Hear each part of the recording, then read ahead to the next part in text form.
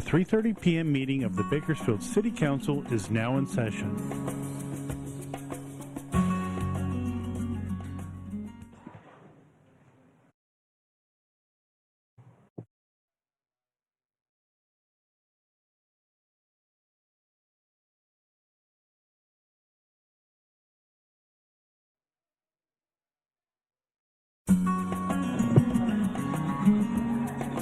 The 3:30 p.m. meeting of the Bakersfield City Council is now in session.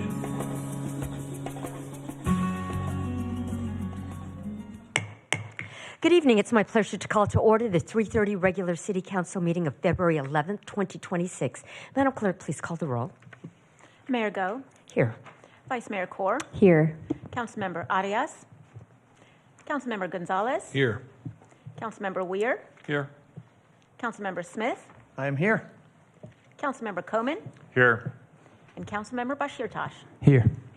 Thank you. In keeping with Council's resolution, public statements are received at different times depending on the item. I'll call on the city clerk to call for public statements at the appropriate time. If you wish to make a public statement, please fill out a public speaker card and place it in the tray next to the podium.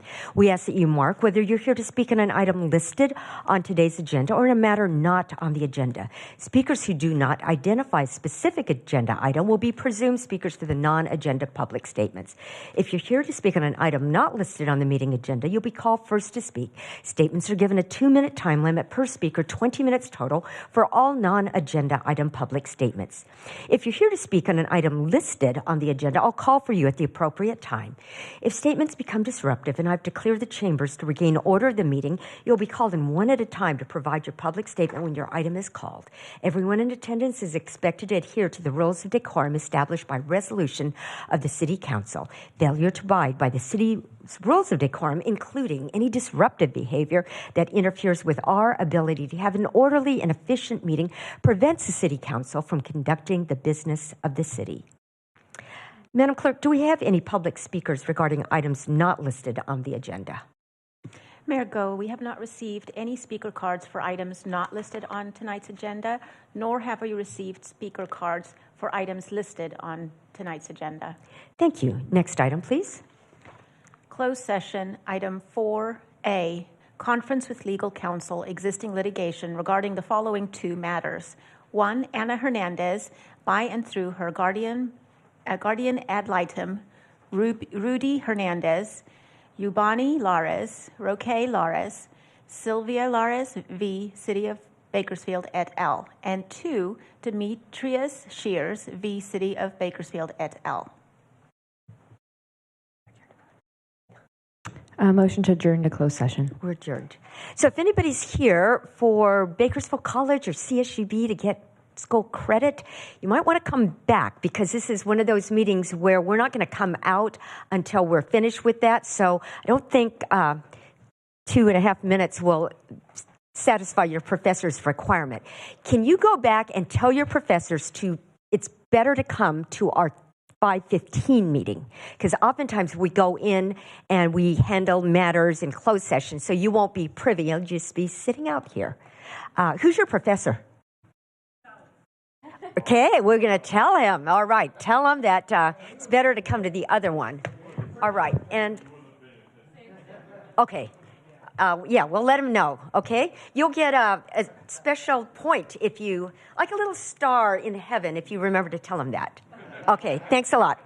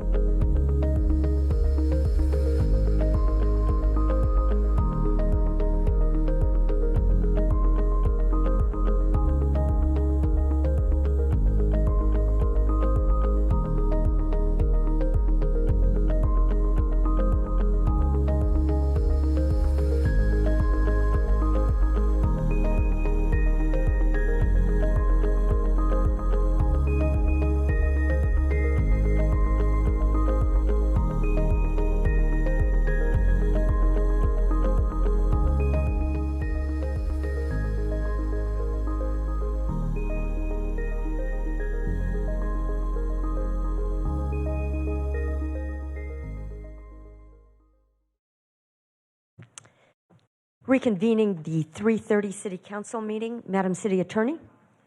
Thank you, Mayor. We had 2 items on closed session this evening, items 4A, 1, and 2. And on both of those items, the city attorney was given direction in both cases unanimously 6-0 with Councilmember Arias absent. Thank you. Thank you. And with that, we stand adjourned at 5:03, and we will start the next meeting in a few minutes at 5:15.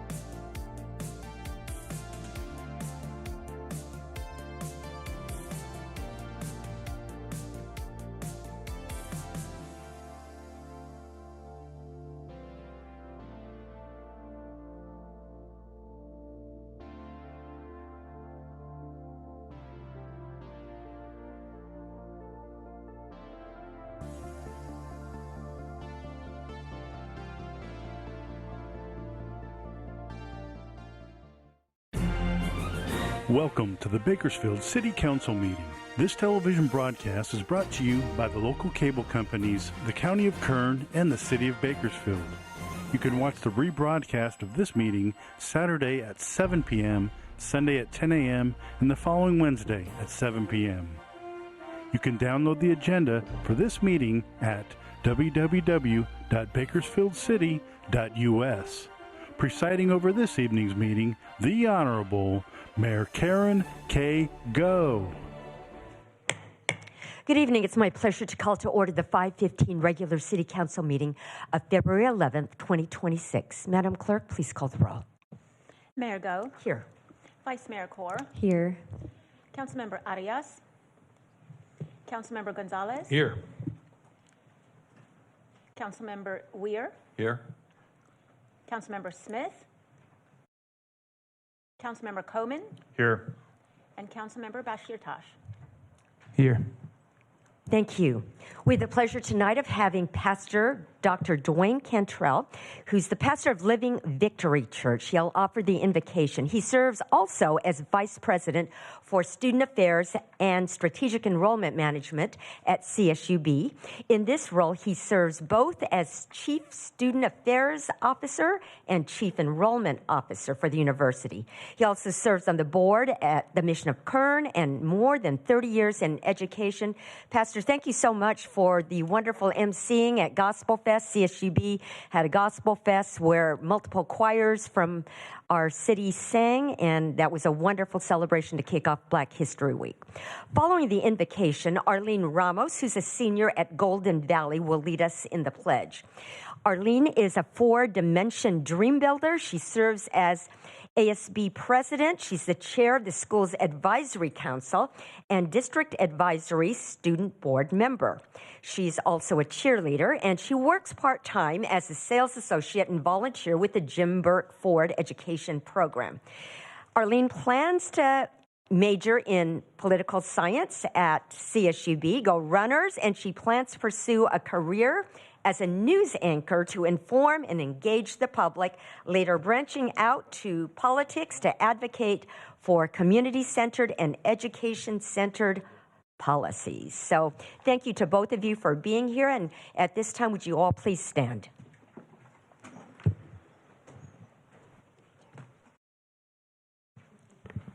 Thank you, Mayor Go. And let the record show for Arlene, I just offered her a job at CSUB, so we're really excited to have you. Thank you for having me here. It's such an honor. 1 Timothy 2:1-2 says, I urge then, first of all, that petitions, prayers, intercession, thanksgiving be made for all people, including leaders and those in authority, that we may live peaceful, quiet lives in godliness and holiness. Let us pray. Father, we do thank you for this time. We do thank you for this opportunity to gather together to do the work of the city, which is not just work, it's service to the people of the city, to the people of the community. So Lord, we lift up this community. We lift up this town, this county, and Lord, we lift up this effort. Thank you for the mayor, for the vice mayor, for all the city council and all who are serving in this work. And Lord, we pray that you're glorified through this city, through all that we say and do. We thank you for it all. In Jesus' name, amen. Amen. Thank you. I just want to start off by saying it's a pleasure to be here tonight, and I'm very grateful for this opportunity. I myself am born and raised in Bakersfield, so getting to do anything for my community is a pleasure. Salute, pledge. I pledge allegiance to the flag of the United States of America and to the republic for which it stands, one nation, under God, indivisible, with liberty and justice for all. Thank you so much. Thank you. Would you like to introduce your special guest? Yes, this is my mother. I'm very grateful that she got to accompany me tonight. She's been a big part of my life. She's been an impact and my biggest supporter, and I'm very grateful that she's always by my side. Thank you so much. Thank you, Mom. And Pastor, thank you so much. Thank you so and you're much. welcome to stay, or if you need to leave, this would be a fine time to do so. You might need to study tonight.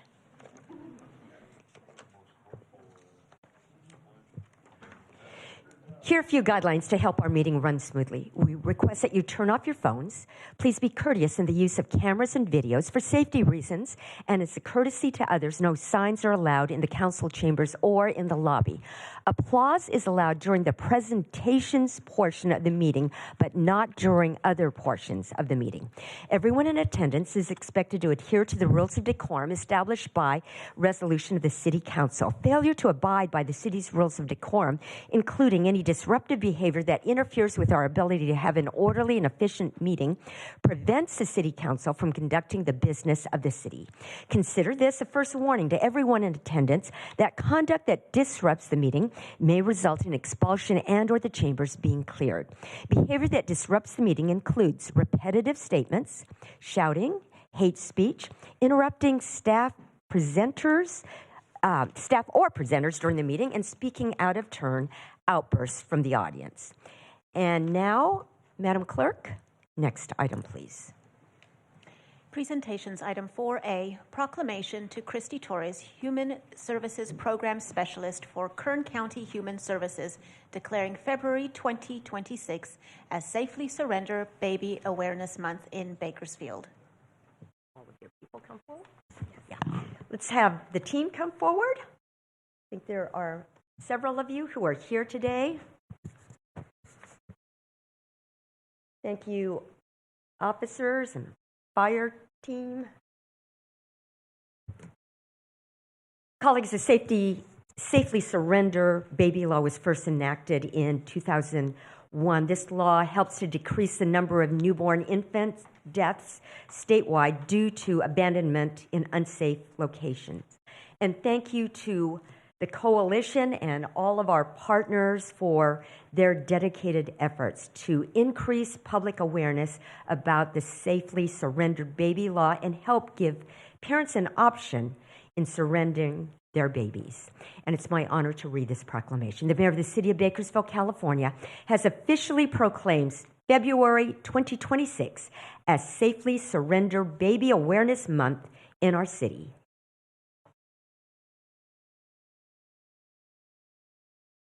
In recognition of the Safely Surrendered Baby Coalition and its efforts to provide a safe alternative for newborn babies to be safely surrendered. In recognition of the partnership of government, nonprofit organizations, private businesses, and residents that are committed to providing places of sanctuary for these babies. In recognition of the need to heighten public awareness regarding the issue and the need to provide a safe refuge for the innocent newborns involved, and in recognition of the 105 precious infants safely surrendered since the program's inception in Kern County. And it's my honor to be able to present this to the team, and thank you so much, and invite you to offer comments and introduce your team. Thank you very much, Mayor Go. Hello, council members. My name is Stephanie Love. I'm not Christy Torres. I'm in her place this evening. I'm with Department of Human Services and heading today's Safely Surrender Baby Coalition. On behalf of the coalition, thank you for recognizing and supporting this law with this proclamation. We are deeply grateful for your participation, your partnership in raising awareness about this life-saving law. For most people, the birth of a child is a happy occasion celebrated with family and friends, but for some women, childbirth becomes a crisis, and the decision made following an infant's birth can be a life or death matter for the child. The Safely Surrender Baby Law responds to the situation of newborn infant deaths due to abandonment in unsafe locations. First signed into law in January 2001, the law's intent is to save the lives of newborn infants at risk of abandonment by encouraging parents or persons with lawful custody to safely surrender the infant within 72 hours of birth to any hospital emergency room or fire station staff, with no questions asked and no prosecution. 105 babies, have been safely surrendered in Kern County since we began tracking those babies in 2006, including 2 in 2025. The Safely Surrender Baby Coalition of Kern County raises awareness of the law by means of advertisement, community presentations, city council proclamations, and an annual press conference. We would like to invite you all to the press conference on Wednesday, February 18th at 10 a.m. at Adventist Health located at 1524 27th Street in Bakersfield. Thank you again for standing with us and helping to ensure that every baby has the opportunity to grow up safe, healthy, and loved. Thank you. Yes. Sorry. I have here my fellow coalition members, the fire department, my mistake, and Bakersfield Police Department, Officer Ripple. Thank you so much. Right over here, and let's take a photo. Let's come back here and take a photo.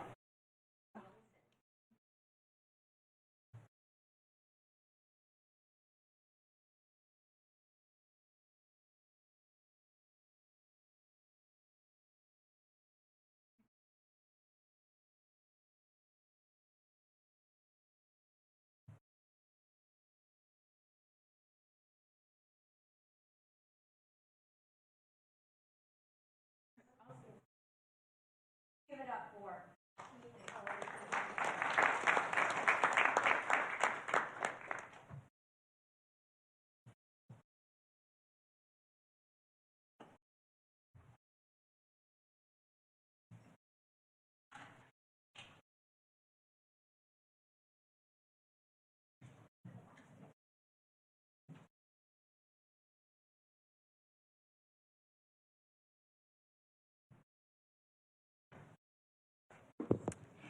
In keeping with Council's resolution, public statements are received at different times. Depending on the item, I'll call on the city clerk to call for public statements. If you wish to make a public statement, please fill out a public speaker card and place it in the tray next to the speaker podium. We ask that you mark whether you're here to speak on an item listed on today's agenda or on a matter not on the agenda. Speakers who do not identify a specific agenda item will be presumed speakers for the non-agenda public statements. If you're here to speak on an item not listed in the meeting agenda, you'll be called first to speak. Statements are given a 2-minute time limit per speaker, 20 minutes total for the non-agenda item public statements. If you're here to speak on an item listed on the agenda, I'll call for you at the appropriate time. If public statements become disruptive and I have to clear the chambers to regain order of the meeting, you'll be called in one at a time to provide your public statement when your item is called. Madam Clerk, do we have any public speakers regarding items not listed on the agenda? Mayor Go, we've received 9 speaker cards regarding items not listed on tonight's agenda. The first public speaker is Moira J. Wright, followed by Noe Garcia.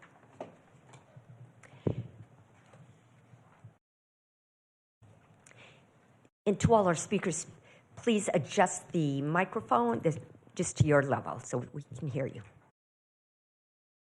Welcome, Ms. Wright. Please introduce yourself. I have a handout before to the council. You can just put it right there in the tray and our clerk will get it.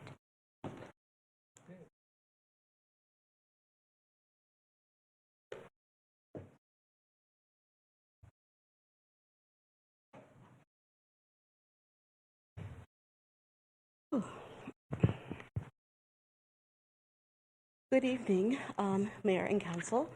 My name is Mariah J. Wright.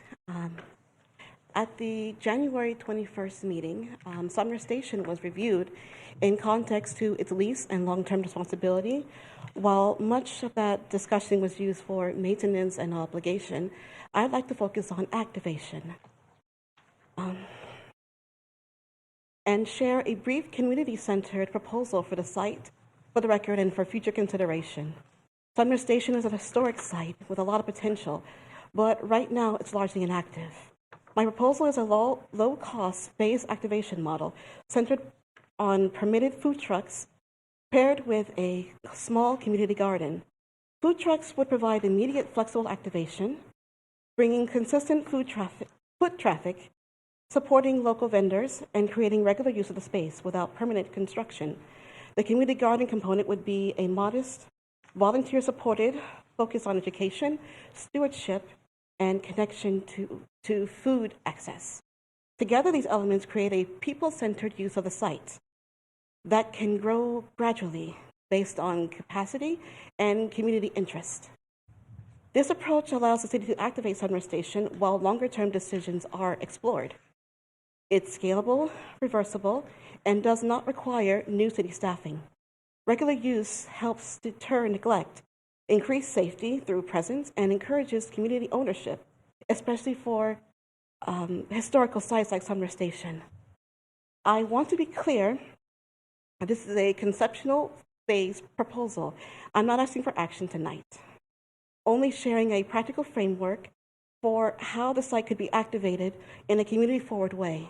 Thank you for your time and for considering ideas that bring Sumner Station back into active community use. Thank you, Ms. Wright. Councilmember Gonzalez. Thank you, Mayor. Ms. Wright, thank you so much for your comments today, and thank you for this proposal. I love the idea, and I love the idea of some low bar activations and see how we can invite the community to participate. And as much as we can do something like this, I'd love to pursue it, and I'd ask staff that we look into it and see what might be available and reach out to Ms. Wright. And thank you so much for caring enough about our historic train depot, a community asset that is cherished by thousands of people throughout Kern County and something worth preserving. So thank you so much for taking your time out this evening and being here and speaking about it. Thank you, Councilmember Gonzalez. And I just saw that we have Chairman of the Board of Supervisors, Philip Peters, joining us tonight, and then also a representative from the Office of Assemblywoman, Dr. Jasmeet Baines, Juan Hernandez Garcia. So thank you for joining us tonight. Madam Clerk, next speaker, please. Noe Garcia, followed by Carter Beardsley. Welcome. Please introduce yourself. Hi, good afternoon, council members. My name is Noe Garcia. Proud to be serving as our Vice President of the Kern County Young Democrats. Here to really, alongside some of our colleagues in the Young Dems group, to share disappointment on some of the comments shared by Councilmember Bashartash at the last City Council meeting, regardless of our homeless population. It's real easy for any one of us to go up on a mic or to go up in front of a crowd and criticize and attack and to, degrade a person or degrade a community. It's harder to come up with solutions, to represent a community, to be able to work with city staff, with your fellow council members, with community organizations to come up with a solution. And so what we're here today to say is look for the solutions. That's why you're elected. That's why voters trusted in you to make sure that you can represent your community and come up with long-lasting, sustainable solutions to the issues that we have here in the city of Bakersfield. Don't want to take up too much more of our time, but just want to share that disappointment to Councilmember Bashartash, and I hope you can work with city staff, work with your council members to come up with long-lasting, sustainable solutions. It's not enough to just lock them up and throw away the key. We do have to, put in the work, talk to stakeholders, bring folks together, and make sure that we can come up with something that benefits all of our city. Thank you. Thank you, Mr. Garcia. Next speaker, please. Carter Beardsley, followed by Jackie Aguilar. Good evening, Welcome. Mayor and Council. My name is Carter Beardsley, and I am proud to serve as the Secretary of the Kern County Young Democrats. Councilmember Bashartash, we haven't met yet, so hello, my name's Carter. I don't like to talk about things unless I know someone. I was very disappointed in hearing what you had to say, and I think a big part of that reason why is because as elected officials, I think that there's a higher standard to which professionalism has to be conducted. And I don't believe that calling a community of people degenerates is what is going to help us solve the problem. I hear you and I understand that there is concern about what's happening with our homelessness crisis, but there's an analogy that I love. It's called the leaky pipe analogy. And it says that if there's a leaky pipe and you just put a bucket underneath, it'll fill up and suddenly the water becomes a problem again. If you patch up the hole, it'll come through and it'll still be a problem. You have to fix the leaky pipe. And so if we're talking about these people being degenerates, we're degrading constituents of yours. We're talking about our neighbors. We're talking about people, and we're not providing a solution. This council cut funding for affordable housing, and that's a real problem that we have. So I don't think it's a homelessness crisis. I don't think that these encampments are a homelessness crisis. I think that that's a housing crisis. I don't think that people who are finding their next meal out of a trash can, I don't think that's a homelessness crisis. I think that that's a problem that we can't afford food in our community. I don't think that the people who are panhandling on the street that people turn a blind eye to and pretend that they're not there, that's not a homelessness crisis. That's a job crisis. Why can't people get a job? And I think that we need to be conscious about the words that we're using, because if we want to come to a legitimate solution to these problems, these real problems that we can all agree there is a problem, if we want to come to those solutions, we have to come together, and degrading people by calling them degenerates, that's not getting us anywhere. So I wanted to share my disappointment. Thank you, Mr. Beardsley. Next speaker, please. Jackie Aguilar, followed by Jim Wheeler. Welcome. Please introduce yourself. Hi, good evening, council members and mayor. My name is Jacqueline Aguilar, and I'm the president of the Kern County Young Democrats. I'm here tonight to offer a public comment in response to remarks made during a recent council meeting and to bring awareness to realities that are often misunderstood. My father was an immigrant from Michoacan, Mexico, and after losing both of his parents at a young age, he was left with no education, no financial support, and was homeless. It was not a result of his choices, but of loss and instability beyond his control. What he needed then, and what people need now, was support, not punishment. Because he was given a good chance, he raised 4 children who are all college graduates and have good jobs. When an elected official immediately groups the entire unhoused population into one category and labels them as degenerates, it ignores the complexity of homelessness and the people experiencing it. Homelessness is not a single story. It includes veterans, seniors, families fleeing domestic violence situations, or economic hardship. Just last year, it was recorded that over 400 people were turned away from shelters due to lack of resources and bed space. People do not choose to be on the street. Many simply have nowhere else to go. Criminalizing homelessness is costly, ineffective, and does not improve public safety. Jail is not always the solution. Shelter, services, and long-term investments are. Thank you for your time. Thank you, Ms. Aguilar. Madam Clerk, next speaker, please. Jim Wheeler, followed by Janessa Fisher.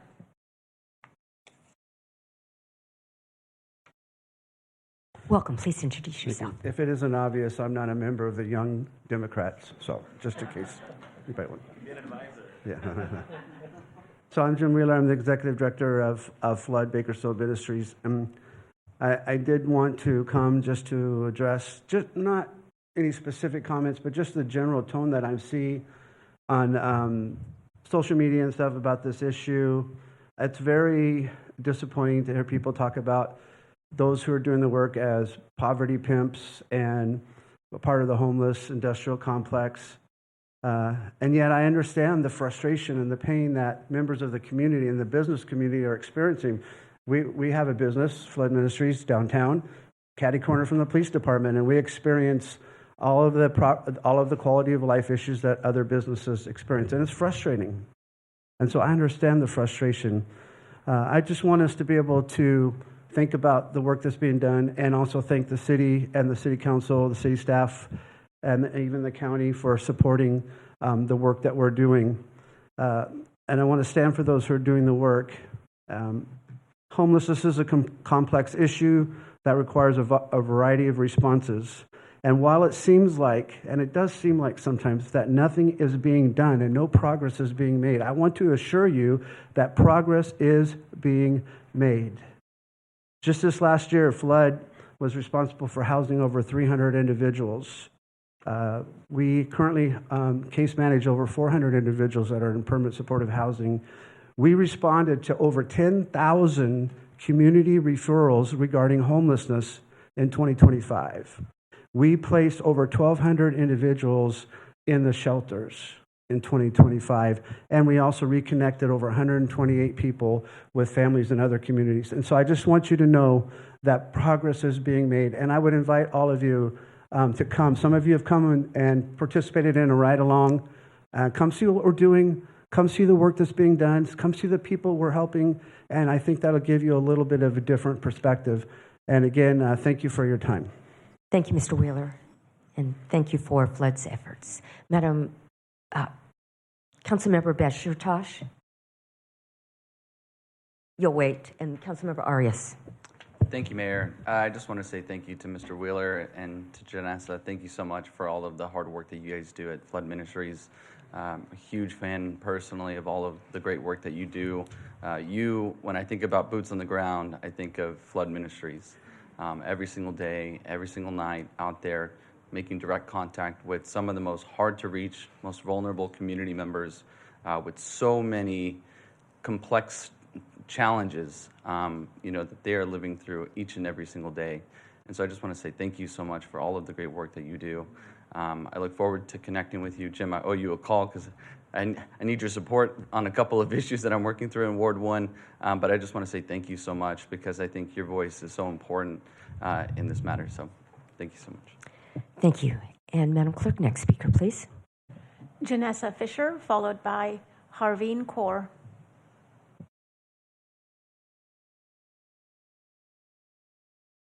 Welcome. Please introduce yourself.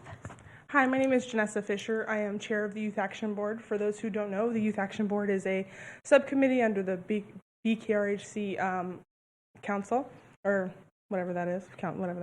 But what Youth Action Board does is it advocates for youth who are experiencing homelessness 18 to 24. And like all these young people up here, I want to express my disappointment because I am one of those homeless people on the street. I was one of those homeless people on the street, and it wasn't because of my own fault. Like, there was nothing that I could do. And now as a mom, the moms you talked about going to the park, I am a mom. I take my kids to the park, and we hand out gloves and we hand out beanies to people who are experiencing something hard. And I apologize if I get emotional, but that's my life. These are my people out there. Jim's my homie because we care about these people. We have a heart for these people, and they are people at the end of the day. This is somebody's mother. This is somebody's daughter. This is somebody's son. Somebody loved this person so much, and now they're going through something hard. And for you to call them horrible names and be so disrespectful, as a person in power, there is a reason that we have shame around homelessness, why people don't come forward, why our youth are rather stay outside than say, hey, I need help. Because if people in power say, this is disgusting, this is shameful, I wouldn't want to come forward either. I didn't want to come forward. I was sleeping outside when it was cold. I was living in park bathrooms. I lived out of a backpack. So no, these people are not degenerates. They need help. They need empathy. They need support. And I don't see you at the pit count. I don't see you out there with Flood. I don't see you out there. So before you sit there and flaunt your privilege to have a house, to have food, to have clothes on your back, to be clean, go out there and talk to those people, because at the end of the day, they're people. Somebody loved them. I love them. Jim cares about them. Flood goes out there and talks to them. Go out there with Flood and talk to them, because at the end of the day, they are people. I urge all of you to do this. I urge all of you to go out there and talk to them. Thank you for your time. Thank you, Ms. Fisher. Madam Clerk, next speaker, please. Harveen Kaur, followed by Robert Hooks. Welcome. Please introduce yourself. Hi, my name is Harveen Kaur. I am a resident of Bakersfield, California, and among many other hats, but above all, a resident. I have to admit, the first time I watched the video of Councilmember Bashirtosh, I spew out a long, inaccurate diatribe against our fellow brothers and sisters within the homeless population. I was horrified and perplexed. How could someone dehumanize and criminalize our community members? They're no less than us. They're no different than anybody in this room. After all, this country was founded on the belief that we're all created equal, and yet we hear Bashirtosh demean severely marginalized groups. He claimed we need to stop spending the city's money so frivolously and to protect the children and the businesses. His solution to homelessness, a deep systemic issue, is to incarcerate them, which is not only deeply flawed, but also a costly issue, approximately $127K per inmate, according to the California Department of Corrections and Rehabilitation. So let us be reminded that the prison industrial complex is a business, and it's profiting off of each inmate using taxpayer dollars. The fear-mongering reminded me of this quote from Bell Hooks. Dominator culture has tried to keep us all afraid, to make us choose safety instead of risk, sameness instead of diversity, moving through that fear, finding out what connects us, reveling in our differences. This is the process that brings us closer, that gives us a world of shared values and meaningful communities. Hooks also goes on to say, the moment we choose love, we begin to move against domination, against oppression, and the moment we choose to love, we begin to move towards freedom, to act in ways that liberate ourselves and others. That action is the testimony of love as the practice of freedom. So I urge you, advocate for policies rooted in dignity, not fear. Choose solutions that uplift us, not punish. No one in this city is disposable. Thank you for your time. Thank you, Ms. Kaur. Madam Clerk, next speaker, please. Robert Hooks, followed by Mary Helen Barrow. Welcome. Please introduce yourself. Good evening, Mayor, council members, and staff. I'm here to talk about the homeless debate also, and I'm actually a little worried that I'm not going to be as diplomatic as my predecessors. Everyone here wants safer neighborhoods, cleaner streets, and responsible use of public funds. But how we talk about people in crisis and policies we promote matters as much as our sense of urgency. Recent remarks by Council Member Bakersfield frame homelessness through contempt and punishment rather than evidence-based solutions, calling people degenerates and terrorists who belong in jail and suggesting an enforcement-only posture does not reflect the values of public service, and it does not match what research and local practitioners say actually reduces homelessness. Bakersfield and Kern County have been building systems around outreach, shelter, navigation centers, housing placement, mental health care, addiction treatment, because cities around the country know that housing plus services works best, costs less over time, and improves public safety more than cycling people through citations in jail. Public officials have a responsibility to govern with restraint, accuracy, and respect for human dignity. When rhetoric starts to resemble national political crackdowns instead of local practical problem solving, all you do is make a complex situation worse. People living on the streets include veterans, seniors, families, people with disabilities, people who have suffered economic impacts or health crises. They are part of a community, they are part of our community. Treating them as disposable is not a solution. And I just hit my wrong page. So I just lost my speech. But anyway, I did want to close by talking to you, Zach, directly and saying that you're just astronomically wrong. And you have complained, I've heard you complain before about your job. I think you've used terms like hard, if you think this is fun. Mr. Hooks, your time is up. Can you bring your comments to a close, one more please? sentence. Go ahead. There's a saying in leadership, lead, follow, or get out of the way. Thank you. Thank you, Mr. Hooks. Next speaker, please. Mary Helen Barrow, followed by Hannah Garber.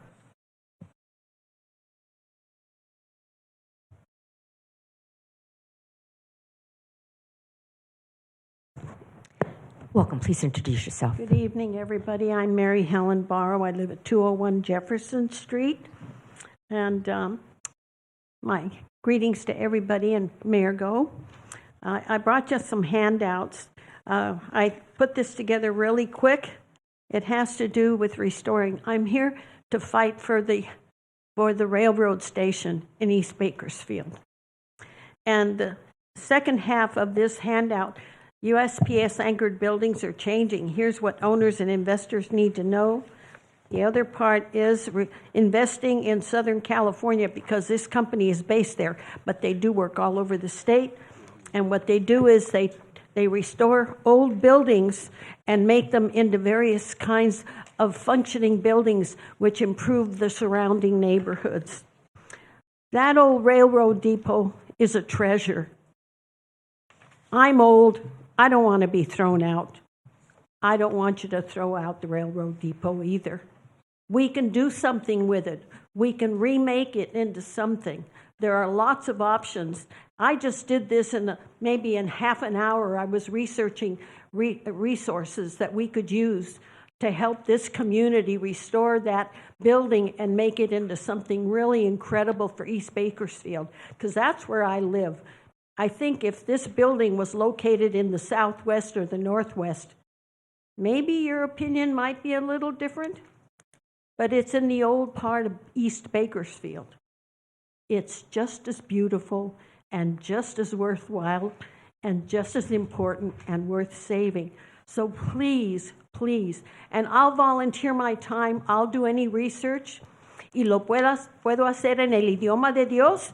If you need bilingual services, I'm here. But we need to save that railroad depot.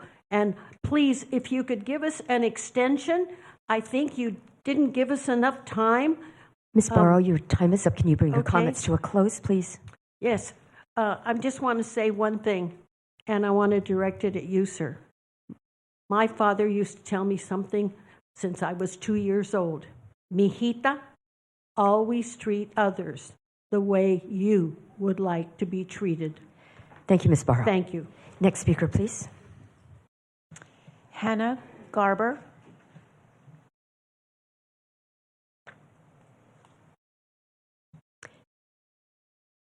Welcome. Please introduce yourself. Good evening, Mayor Go, council members, and staff. My name is Hannah Garber. I am a resident of Bakersfield, California, and I'm here on my free time, not representing anything except for the homeless population of Bakersfield. I run a community behavioral health clinic. In 2025, we served almost 500 unique clients, the vast majority of whom are experiencing homelessness. Just in January of this year, we made 109 placements for housing. There's a big problem, and we acknowledge it, but the solution is not putting people in jail or in prison. I do have some statistics I wanted to share. Some folks have already shared them, but incarcerating a homeless individual can cost over, somebody said $127,000 a year. My figure was $150,000. Providing supportive housing to that same individual can cost as little as $35,000 and save up to $7,000 in crisis healthcare costs. So the money talks, but obviously these are real people. These are real people who are living their lives, who often are experiencing homelessness through no fault of their own. People have mentioned domestic violence. People have mentioned military service, economic hardship. There's a lot of things that go into homelessness, substance abuse. There's mental health problems. And there are solutions to this. And folks who work in the field, like I do, we have solutions. We have ideas.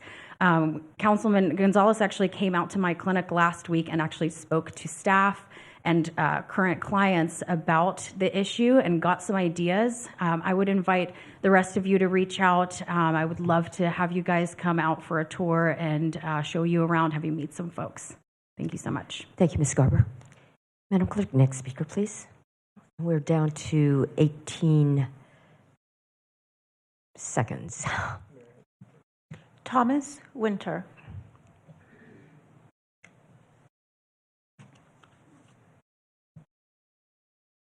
Good evening, Mayor and council members. My name is Thomas Winter. I wanted to come and bring a little bit of insight on, I recently became a substance abuse counselor, went through Cal State, and I am now serving the same population of people with mental health disorders. For 32 years, I was highly addicted, and I was 15 years a homeless degenerate as well. I just wanted to say that there is hope. I am now functioning very well thanks to the Kern County programs here, thanks to what I have been able to have given to me. What a great gift it is. And I just don't think that we should be saying the things that we're saying about people's brothers, sisters, kids. These are people. And I want to just thank you for letting me come up here and speak and bring light to this. Thank you very much. Thank you, Mr. Winter. And we have reached the end of our time for this section. Councilmember Bashir Tosh. Thank you. Thank you for all of your comments and coming out and speaking. I appreciate all of that. It takes courage to stand up and speak to what you're passionate about.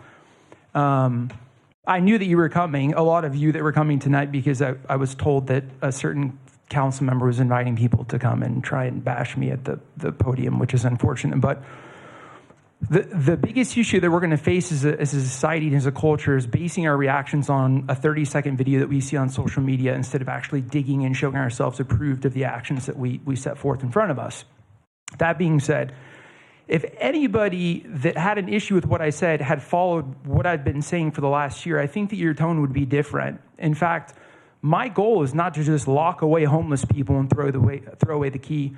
I spent a large portion of my adult life working for a nonprofit, actually, and spent 6 years working with individuals on Skid Row, and saw things that really broke my heart. What bothers me is that we'll continue to throw money at creating what we think is helpful, and it's not, while babies are being born behind grocery stores and discarded like trash. Because we allow that person to be on the street, even though there is safe surrender that we just talked about, even though there are resources. When you are stuck in a drug-addicted cycle or struggling with mental health, you are not going to make a good decision for your life. That's why we have our homeless population. The solution that we've been trying to work on as a community, as some of us as a council, was slowing individuals down long enough to where we could get them the resources they need so they could become functioning members of society, actually cared for, actually taken care of. That has been what I've been fighting for and trying to be a champion of. It is the best of both worlds. 30 years ago, we didn't have a homeless problem because we locked everybody up. That's what we did, and it was gone. Now, I see the problem in that. I absolutely see the problem in that.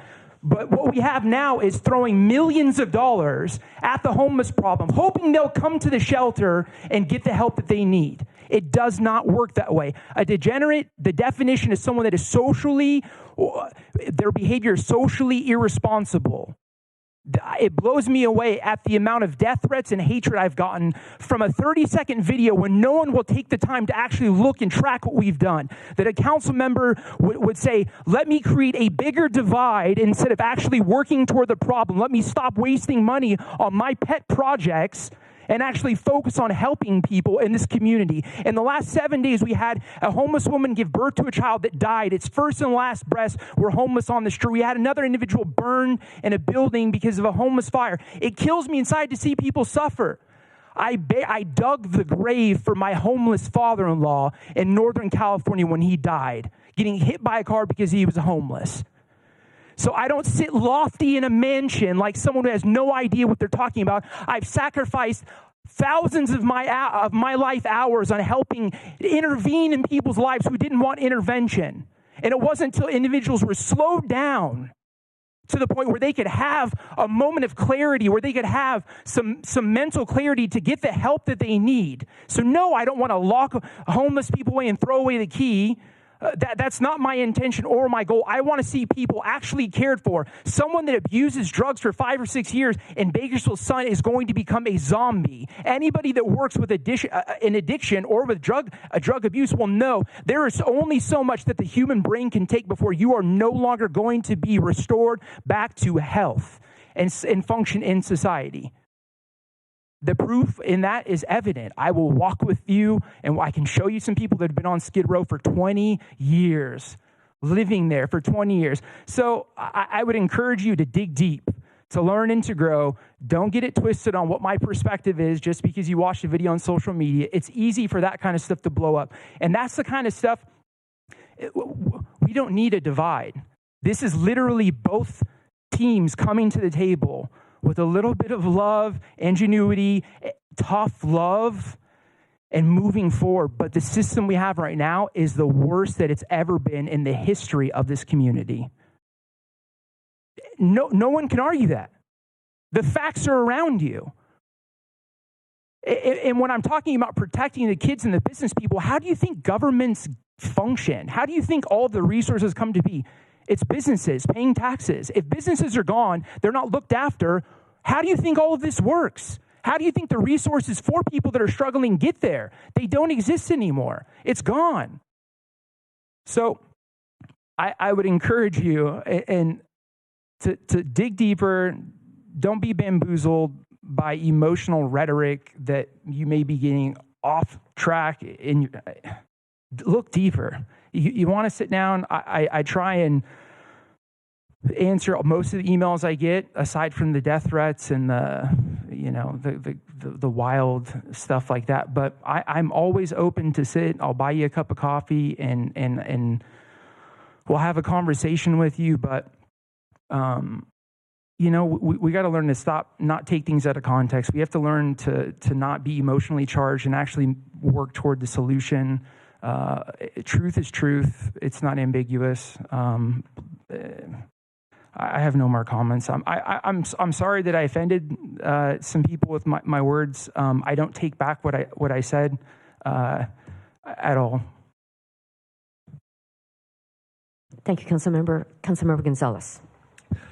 Thank you, Mayor. I agree. We shouldn't be moved by emotions and emotional charge rhetoric. We should actually look at the data and actually look at the practice and look at all the work that's happening in the community to try to address the issue one person at a time. And to Mr. Wheeler's point with Flood Ministries, they're out there every single day working with people, and we've seen people actually come off of the streets into shelter, from the shelter into permanent housing.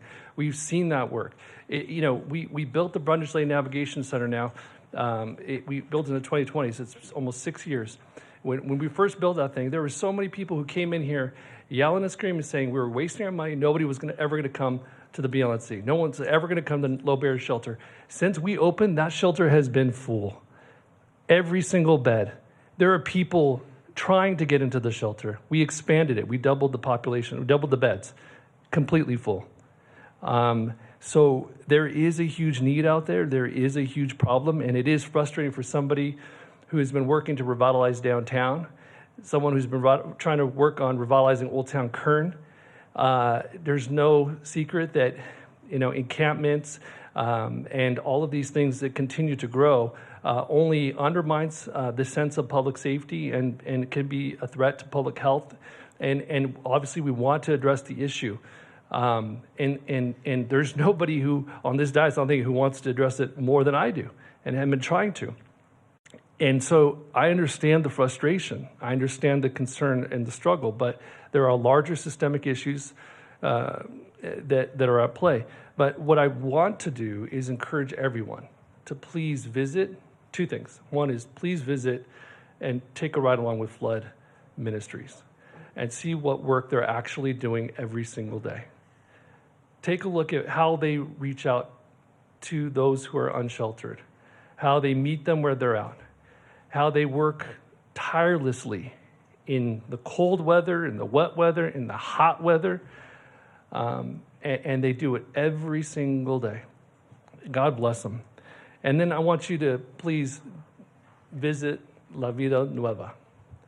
I had an opportunity to meet with many of the clients there last week, and we had a little roundtable conversation. They actually invited me in because of the last meeting. And what I saw there were men who were courageous, who were working hard, fighting for themselves and for their families to improve their lives, who had met their big obstacles, whether it be substance use addictions or whether it be some mental health or whatever. They were on the streets, many of them, but they pushed through. And they are now living productive lives. They have big hopes. They have big dreams. And it is exciting to see where they are today. It was amazing. And so I want everyone to please take a look at what they're doing. I think that's a really good model. And I think that we ought to invest in those types of resources and double down on those efforts so we can get far more people off the streets. Because I think we all want the same thing up here on this dais. We all want the same thing. We all want safe, vibrant communities. Every single neighborhood should be safe for every single child, for every single mother, for every single family. That's what we're all fighting for. That's what we're all working towards. And we're going to continue to do that step by step by step. Thank you. Thank you. We'll now move on to the public statements listed on the agenda. If you're to speak on appointments A, 6A to D, or items listed under consent calendar item 7, your time to speak is now. Again, each speaker is given a 2-minute time limit. Each agenda item is limited to 20 minutes total. The consent calendar as a whole constitutes one agenda item. If you're here to speak on new business item 12A, now is not the time to speak. You'll be given an opportunity to speak when that item is called later in the meeting. Madam Clerk, do we have any public speakers regarding appointments item 6A or items listed under consent calendar item 7? Mayor Go, we have not received any speaker cards for agenda item public statements. Thank you. So next item, please, Madam Clerk. Appointments item 6A, one appointment at large to the Police Civil Service Board due to a term expiration of Kathleen Thompson on December 31st, 2025. The new term will expire on December 31st, 2028. Applications for appointment have been received from Hovik Badurian, Casey Cavazos, Johnny Escobedo, Jerry Edwin Fernandez, Joe Luis Gutierrez, Jacob M. Hall, Erica Kimmel, Jenny Annette Curdy, Anthony Meeks, Valerie Pinto, Mitchell Lee Rowland, Indiraj Singh, Regina Bernal Velasquez, and Ronald Wolf. Thank you. I'd like to clarify the voting process for you. The council will vote electronically, and the city clerk will then announce the results. Based on these results, the council will make the appropriate motion regarding the appointment. Madam Clerk.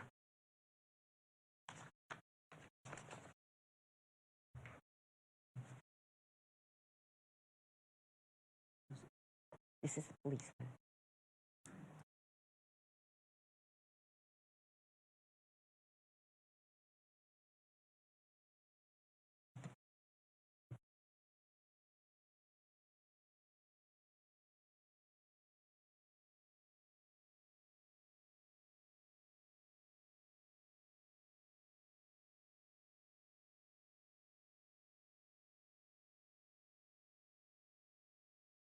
Are they having trouble with their equipment? Or all the votes cast? Mayor Hall, Mayor Go, the winning candidate is Jacob M. Hall with 4 votes. Jerry Edwin Fernandez received 1 vote. Joe Luis Gutierrez received 1 vote, and Indiraj Singh received 1 vote. Thank you. And Mr. Hall is the candidate. So, Vice Mayor, motion? Motion to appoint Jacob Hall to the Police Civil Service Board. Thank you. You have a motion. Please cast your votes.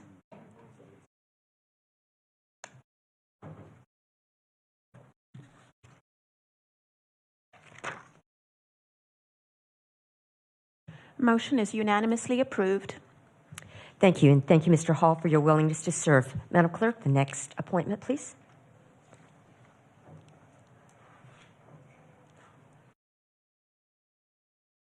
Appointments item 6B, 2 appointments at large to the Miscellaneous Civil Service Board due to the term expiration of Patrick Bowers and James Hay on December 31st, 2025. Applications for appointment have been received from Hovik Badurian, Patrick Bowers, the incumbent, Jerry Edwin Fernandez, Erica Kimmel, Michael King, Lindsay Parker, and Ronald Wolf. Thank you. The council will vote electronically, and the city clerk will announce the results. Based on these results, the council will then make the appropriate motion regarding the appointment. So we'd like the council now to make their first vote. You're just going to pick one right now. Yes. Yeah, just one, and then we'll go on to the next.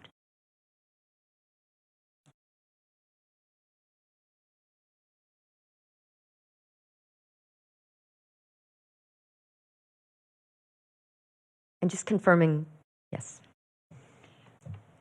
Mayor Go, Patrick Bowers received the most votes for the first position at 5 votes.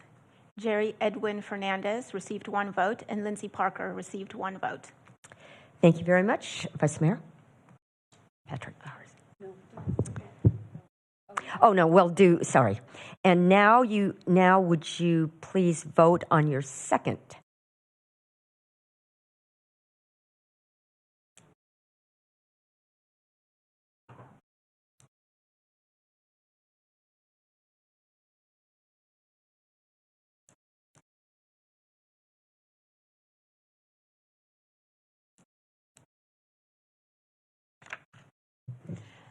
Mayor Go, Jerry Edwin Fernandez received the most votes at 3. Hovik Bedurian received 1 vote, and council members Weir, Komen, and Bashir Tosh abstained. Thank you. And so now, Vice Mayor, the motion, please. Motion to appoint Patrick Bowers and Jerry Edwin Fernandez to the Miscellaneous Civil Services Board. Thank you. You have a motion. Please cast your votes.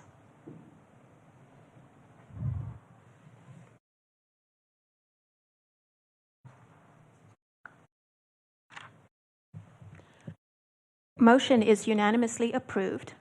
Thank you. And now, Madam Clerk, the next appointment, please.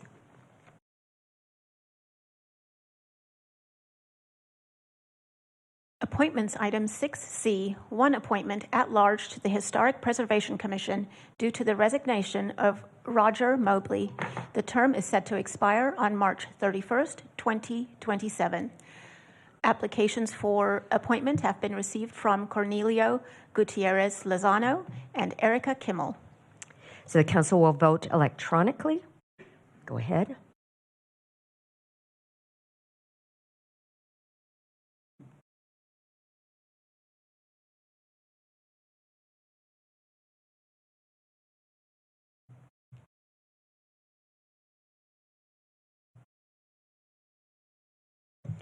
Mayor Go, Cornelio Gutierrez Lozano received the most votes at 3. Erica Kimmel received 1 vote, with council members Weir, Komen, and Bashir Tosh abstaining. Thank you. And now, Vice Mayor. Motion to appoint Cornelio Gutierrez Lozano to the Historic Preservation Commission. Thank you. You have a motion. Please cast your votes.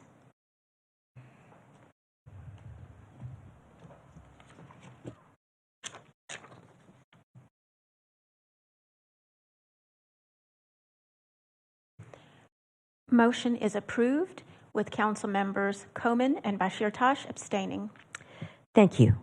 And now, Madam Clerk, next item, please.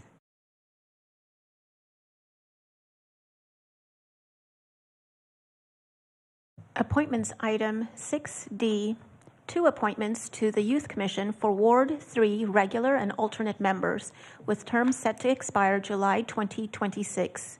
For Ward 3. Thank you. I'm sorry, go ahead. Applications for appointment have been received from Tanav Dudapeni, Saisha Gulati, Caitlin Henches, Sehaj Kaur, Gunit Kaur, Shravya A. Pudapedi, Jaslyn Fan Tran. Thank you. This appointment is by ward. Therefore, I will call on Councilmember Weir to share his regular and alternate Youth Commission nomination for Ward 3. Councilmember. Thank you, Mayor.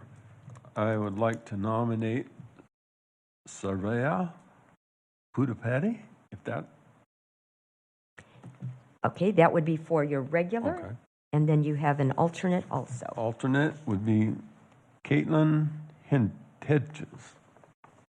Okay. Caitlin, yeah. You have a motion. Please cast your votes.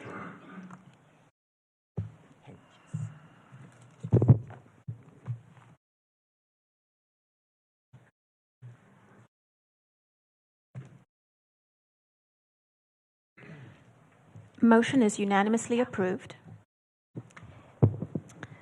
Thank you.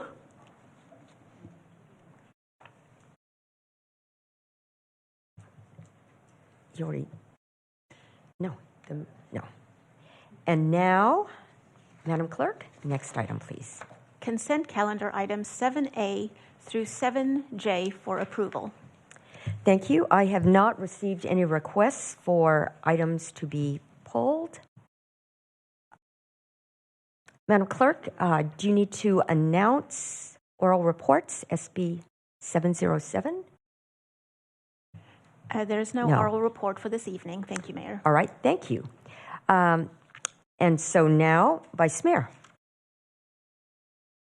Motion to approve consent calendar items 7A through 7J for approval.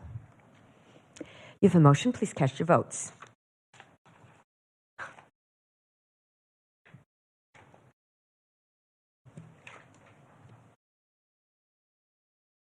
Motion is unanimously approved. Thank you. And now, next item, please. New business item 12A, authorization to issue Proposition 218 notices for sewer user rates for fiscal year 2026 through 2027 through fiscal year 2030-2031. Thank you. If you're here to speak on this new business item 12A, the city clerk will call for public statements after staff's presentation. Each speaker will be limited to 2 minutes, and there will be a 20-minute total per item on that report. Mr. Clegg. Thank you, Mayor and Council. Just to provide a little bit of a context for this presentation as Ms. Budak comes up to the podium. This is a topic, of course, that was in front of you a year ago, close to a year ago this time. We have spent significant amount of time doing deeper analysis, double and triple checking. We've spent a lot of time in community. We have held multiple town hall meetings throughout all wards within the city. We've reached out to many of our community stakeholder groups to share information related to this topic. And it has been very significantly discussed both internally as well as with our community. And I'll allow Ms. Budak to walk through that presentation for you. Welcome. Thank you. Good evening, Mayor Go and Council. Tonight, I would like to update the Council and the public as to the efforts that occurred in 2025 and to date in 2026, including public outreach, rate scenario options, engineering, and financial evaluations that were prepared by consultants. In addition, the recommendation rates and next steps will be presented.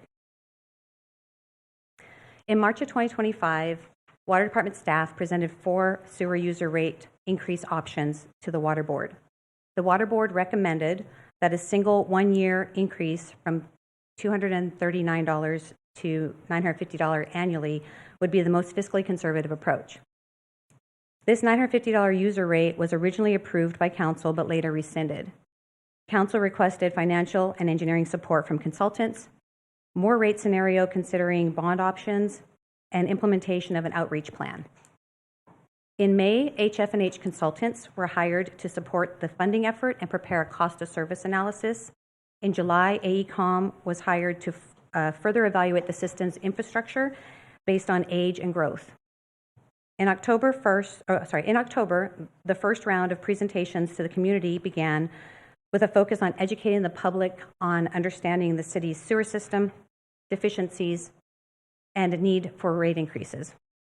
Staff also returned to Council in October to present 6 new rate scenarios and elements of the 2026 Sewer Rates and Fees Report, which included the HF&H prepared 2026 Cost of Service Analysis, identifying the cost for the city to provide service.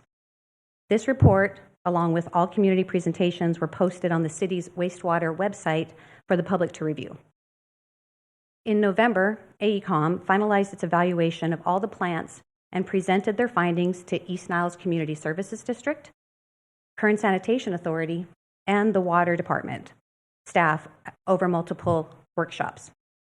From the workshops, the group identified alternatives to studies based on infrastructure needs due to the age of the system, growth projections, and technology options. In December, the second round of community meetings with the intent to explain the rate development and provide the community an opportunity to provide feedback to the various rate scenarios began. In addition to the 12 community meetings, staff also met with or presented to various professional affiliation groups and key stakeholders, including Water Association of Kern County, American Society of Civil Engineers, Rotary Clubs, yes, plural, Chamber of Commerce, Kern Tax, and the County of Kern. As previously stated, during the October 22nd council meeting, 6 rate scenarios were presented.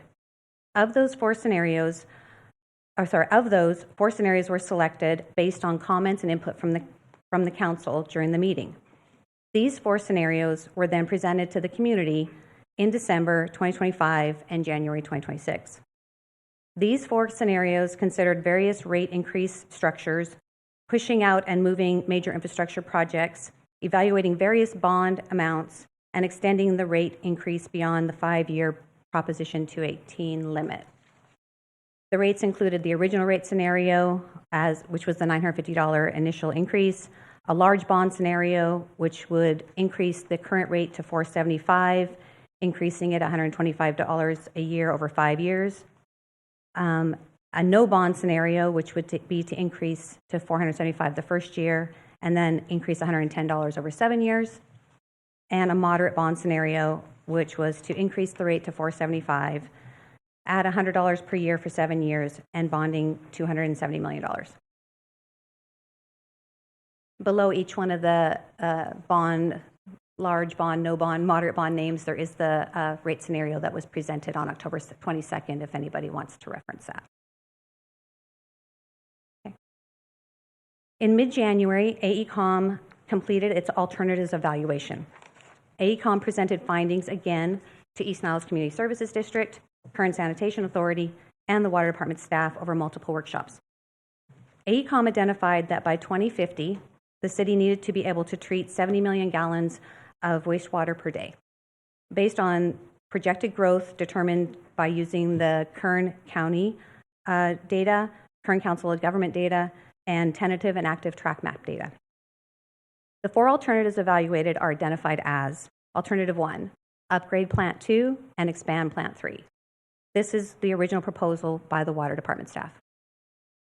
Alternative 2, eliminate Plant 2 and send all flows to Plant 3, having a centralized plant location. Alternative 3, eliminate Plant 2 and build a new Plant 4 south of Plant 3.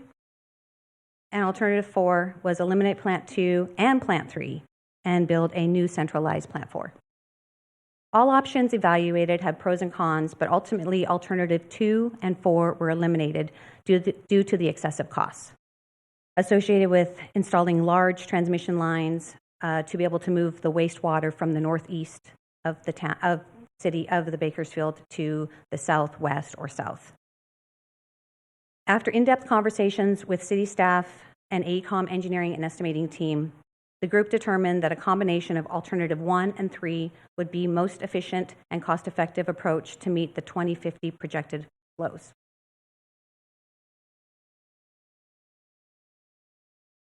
During AECOM's evaluation of Plant 3, they identified that there was work that needed to be completed at Plant 3 within the next 2 to 3 years. This project is referred to as Plant 3 Phase 0. And it includes the replacement of aged electrical and mechanical equipment, the flare system, and the headworks, which will improve safety, efficiencies, and odor control. Plant 2 Phase 0 is the plant upgrade project. This will include replacement of the trickling filter media, electrical and mechanical equipment, and admin shop, warehouse, and facilities. This effort is to ensure the city's sewer treatment will remain effective and efficient for 7 years while a new facility is being designed, permitted, environmentally cleared, and constructed and operational. Plant 3 Phase 1 will be to expand Plant 3 from 32 MGD to 40 MGD to meet growth. And finally, it was determined that Plant 2 needs to be replaced due to the outdated trickling filter technology. Treatment technology needs to be changed in order to meet compliance standard, ever-changing regulations, and the ability to actually have a final product that we can use for other purposes other than farm fields, or in addition to farm fields.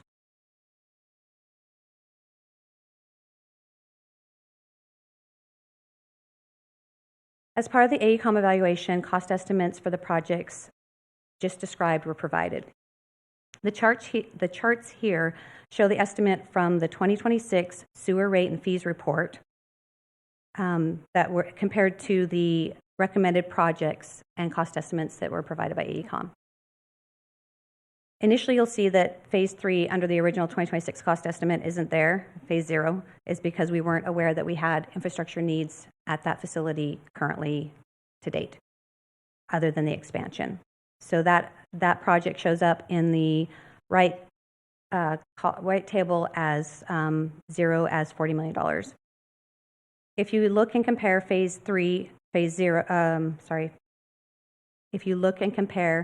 wastewater treatment plant 3 expansion between the original cost estimates and the new cost estimates, there is a increase in cost, and that's really due to our evaluation was to expand the facility to 8 MGD, but through the evaluation, we also learned that we have to replace aged structural infrastructure that was constructed in 2010 or prior, including digesters and dewatering systems.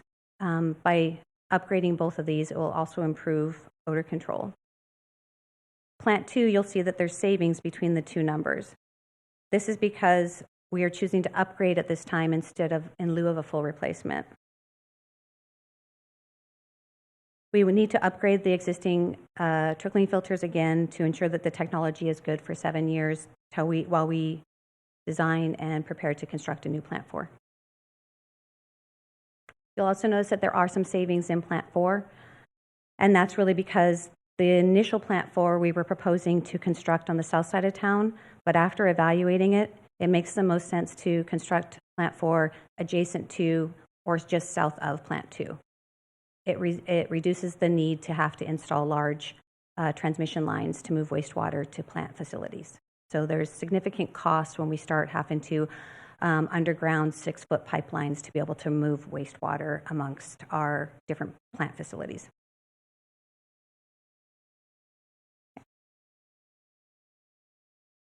As you can see here, this is just a schedule outlining our intended schedule.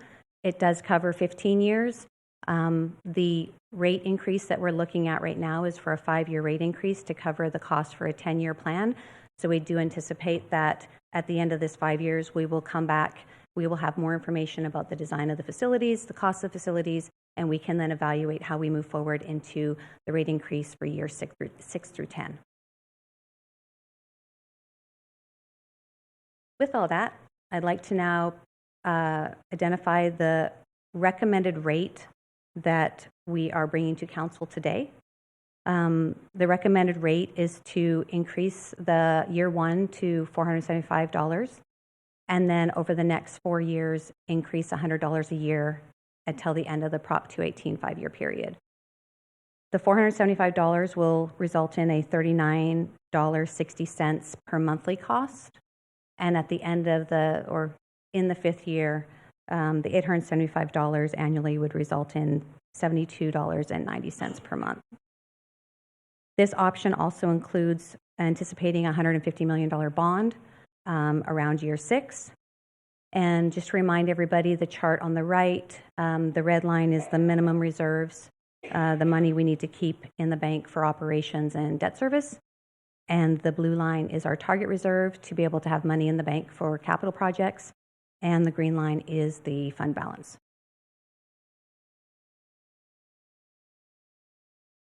This chart that I just provided can be a little bit confusing, so we thought we'd break it down a little bit more. Here's a chart that shows the revenue generation and the expenses over the next 10 years. The color columns identify all the expenses. Starting at the bottom, the light blue is a debt service payment. The current debt service we are paying on is from the 2010 expansion. That should be paid off by 2032, and at that time, the bond for the $150 million for Plant 2 would take effect, and so we would continue to have a debt service payment in this model. The brick red is the total O&M cost for both plants, sewer collection and storm drain. I guess it's not really brick red, I guess it's orange, which means the yellow would be the CIP for the sewer collection and storm drain systems, and the blue is the CIP for Plant 2 and Plant 3, and this includes all the major infrastructure for Plant 2 and Plant 3. So Phase 0 for Plant 2, Phase 0 for Plant 3, and also Phase 1 for Plant 2. Okay. The pink line is the revenue, including the proposed sewer user rate increase, plus connection fee, non-operating revenue. Any revenue that we collect is included in the pink line.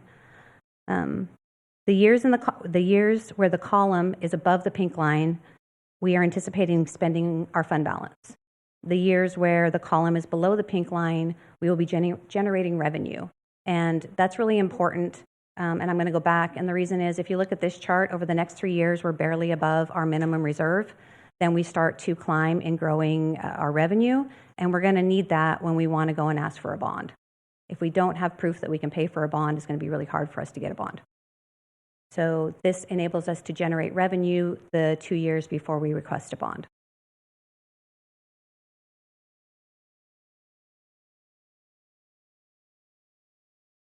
These two charts just basically show the original rate, the $950 one time, plus the 3% a year for inflation or cost of construction index, compared to the recommended rate. So at the request of the council, we have reduced the initial first year impact. We've increased the rate gradually over multiple years, and we've incorporated a significant bond option.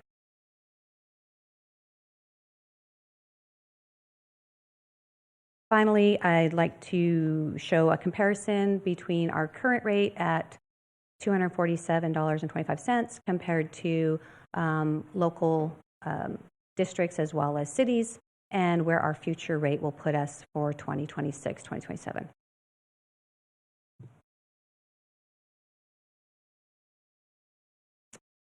Next steps. Today we are requesting council to give us direction to begin the Prop 218 process, moving forward with the recommended rate as presented. We will need to update our sewer rate and fee report and the cost of service analysis to reflect the recommended rate, revenue generation, and the updated costs for AECOM. So the 2026 sewer rate and fee report that was prepared in October will be updated to reflect the information provided today. The plan would be to mail the Prop 218 at the end of February, where our community would receive it the first week in March. We would have a 45-day public review period, and then meet back here on April 27th for a public hearing and direction or approval from the council to adopt rate. In closing, I would like to thank the Water Department team, specifically Yvette Roldan, for taking the heavy lift of presenting information about the sewer system and rates in over 20 meetings, and for the staff that attended those meetings in support of the department and the effort. Thank you, Ms. Budek. Mr. Clegg, would you like to add any comments before we go to the public? Thank you, Mayor. No. Thank you. Madam Clerk, do we have any public speakers regarding new business item 12A? Mayor Go, I did want to share that we provided a staff memorandum transmitting correspondence received regarding this item, and we have received 5 public speaker cards regarding this item. Thank you. Would you call on those, please? First public speaker is Philip Peters.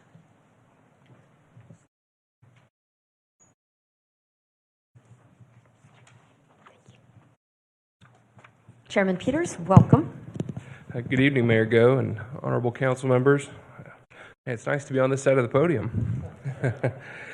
Thank you for the opportunity to be here this evening. Again, I'm Kern County Supervisor Philip Peters, and I just wanted to share a statement on behalf of the Kern County Board of Supervisors as well as some concerned citizens. I wanted to start by saying I appreciate the work you're doing, and I certainly don't take lightly how complex and costly wastewater infrastructure can be. Let me begin by saying that the county understands the investment in these systems is necessary. We all want reliable service, regulatory compliance, and long-term sustainability. However, I'm sure that when significant rate increases are proposed, we also want to ensure the process is as transparent as possible, the analysis is clear, and that impacts on ratepayers are fully understood. Our first concern is that this proposal represents a significant burden on ratepayers, both city and county residents. The second concern is timing. The engineer's report that supports these proposed rates hasn't been fully available for public review or interagency review. The county only received a copy today. If these rates move forward, the county may be required to initiate its own Prop 218 process to pass those costs to affected residents. And we can't responsibly do that at this point without sufficient time to review and understand the analysis behind these numbers. There are also important structural questions.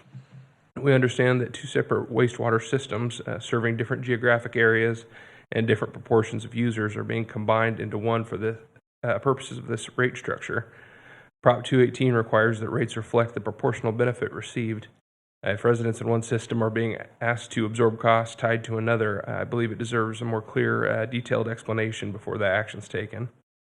Lastly, we are hearing that this proposal could impose tens of millions of dollars in additional costs on agencies such as the East Niles Community Services District, as well as the Kern Sanitation Authority. These entities will likely struggle to absorb these increases and the financial ripple of which could impact thousands of households. Given the scale of the investment being discussed, the potential burden on everyday ratepayers needs to be given serious consideration. This isn't intended to slow progress or create unnecessary obstacles. We believe that when the financial impact could be this substantial, however, that a brief pause to allow full publication of the engineer's report and meaningful review by affected agencies would be a reasonable, prudent course of action. But the county stands ready to work with you, and we just want to make sure that whatever decision is made is grounded in complete information to protect all the residents that we serve. So I thank you all and appreciate your service and for this opportunity to be heard. Thank you, Supervisor Peters. Madam Clerk, next speaker, please. Kyle Perez, followed by Michael Turnipseed.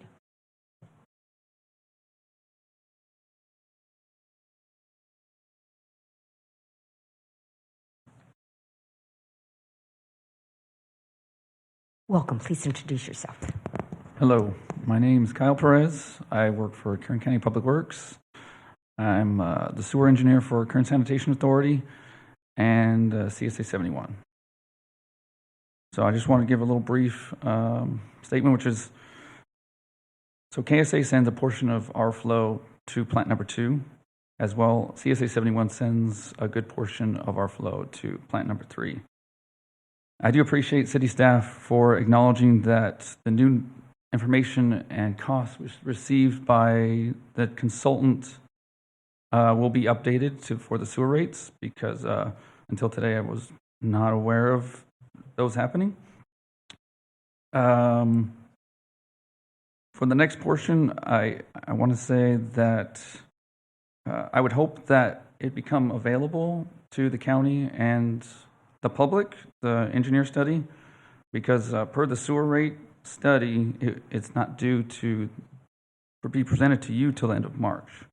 So that puts actually quite a big burden on county staff to do an in-kind Prop 218 if we have to do a sewer rate increase as well.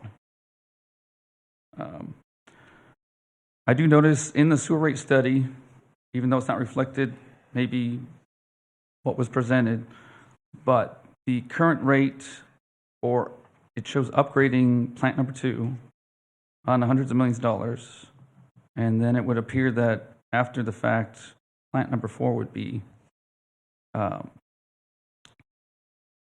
completed after the fact. So, in closing, I just want to make sure that we get a point where we work together well, and yes. And so I look forward to working with your guys' staff. Thank you. Thank you, Mr. Perez. Madam Clerk, next speaker, please. Michael Turnipseed, followed by Eric Orellana.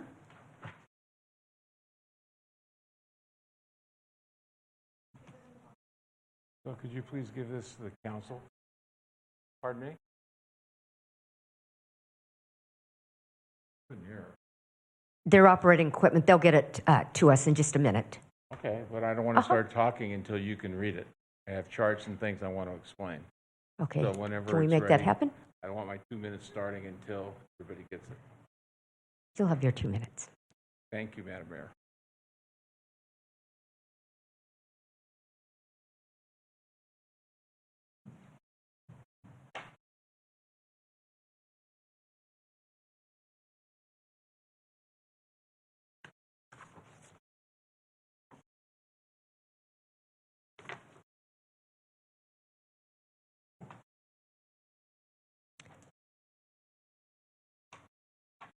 There's 3 for the staff, too. Thank you, Madam Mayor. I'm Michael Turnipseed. I represent the Kern County Taxpayers Association, and I want to make some brief comments tonight.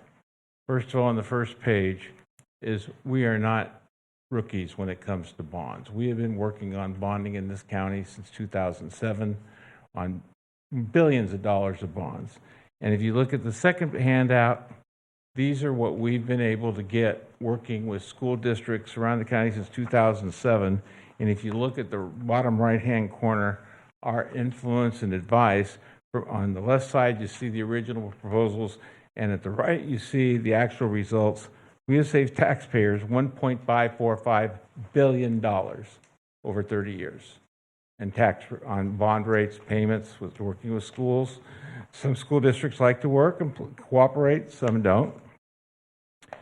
Third page is the presentation I put using 30-year bonds on rates, so you can, I gave you last month. I then put, because one thing you've been telling me, well, we have bonding capacity. On slide 11 of staff presentation, in big green letters, it says we must build reserves for bond rating. That doesn't coordinate with what we've been publicly told by the city. So I'd like somebody to answer that question, because the city's told me we have plenty of bonding capacity. So please explain that to me. And then the next slide, your comparison of rates to cities. When I look at data, I look at things that for a picture that is really important. The fact that you stuck the LA rates out there that were so distorted from everybody else by a lot, it distorted this whole graph. And it didn't really show the actual relationships because everything was compacted for the other cities at a bottom in a short period of space. This is not really a true visual representation of how the city goes, just because of the including LA in there. And finally, the last page, I took our sheet that I presented the last time, and I dotted your rates for the next 10 years above our rates. So you see a black line with the city rates, and you see what we project it to be if you go with our bonding program up front. But if you can't bond it, just tell us you can't bond and we'll get over this, and I'll quit talking about it. But I've been told you have bonding capacity.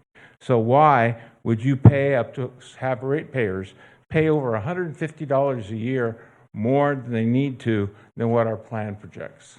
And you can see the gap is fairly substantial here. And I'm a county resident, so I'm probably going to be stuck with whatever the county gets.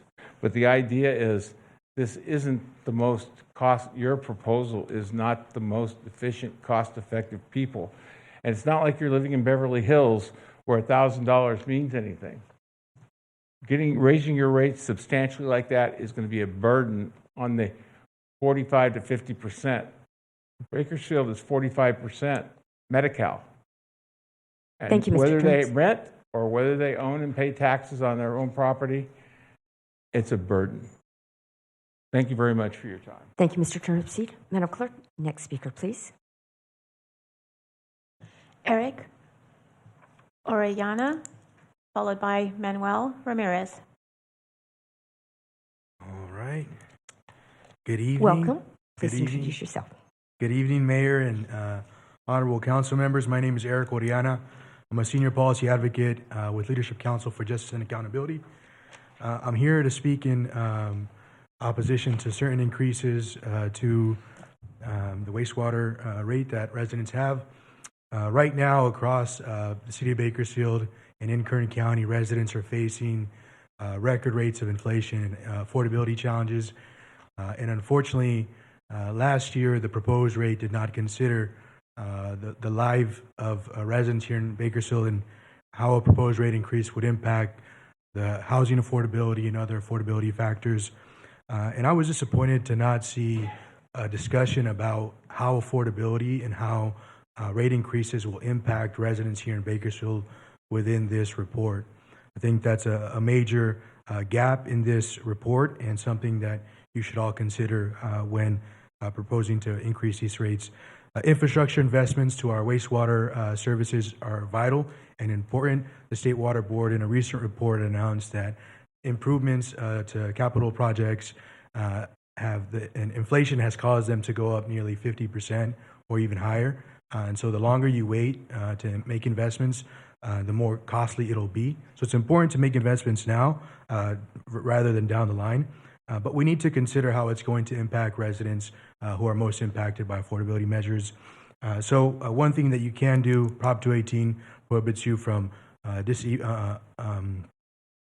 charging some residents more than others, but you can take non-operating revenues and you can take general fund funds and implement a rate assistance program to offset impacts to lowest income residents. So we would recommend that you do that if you're going to implement a rate increase, and we oppose options 1 through 3. That was in a recent, I think last week is the one report. I don't know if it's been updated, but we oppose 1 through 3. Don't want to voice support for 4, but I think it's a little bit better. So thank you for your time and for the opportunity to comment. Thank you. Thank you, Mr. Oriana. Madam Clerk, next speaker, please. Manuel Ramirez, followed by Darlene Den. All right, Mr. Ramirez is not here, so would you call the next speaker, please? Darlene Den.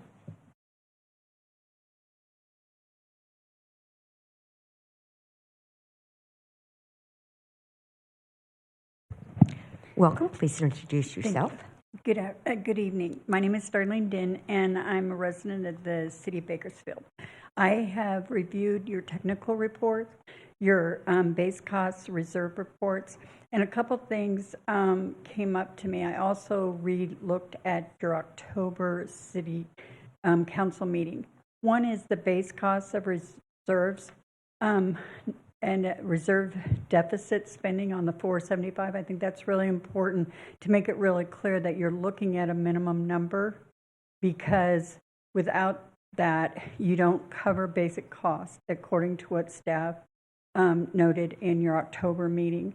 I also am really concerned or wonder when this presentation is available to the public, because I walked in here trying to figure out what was going on and what you were recommending, because I could not find anything online what was actually being recommended.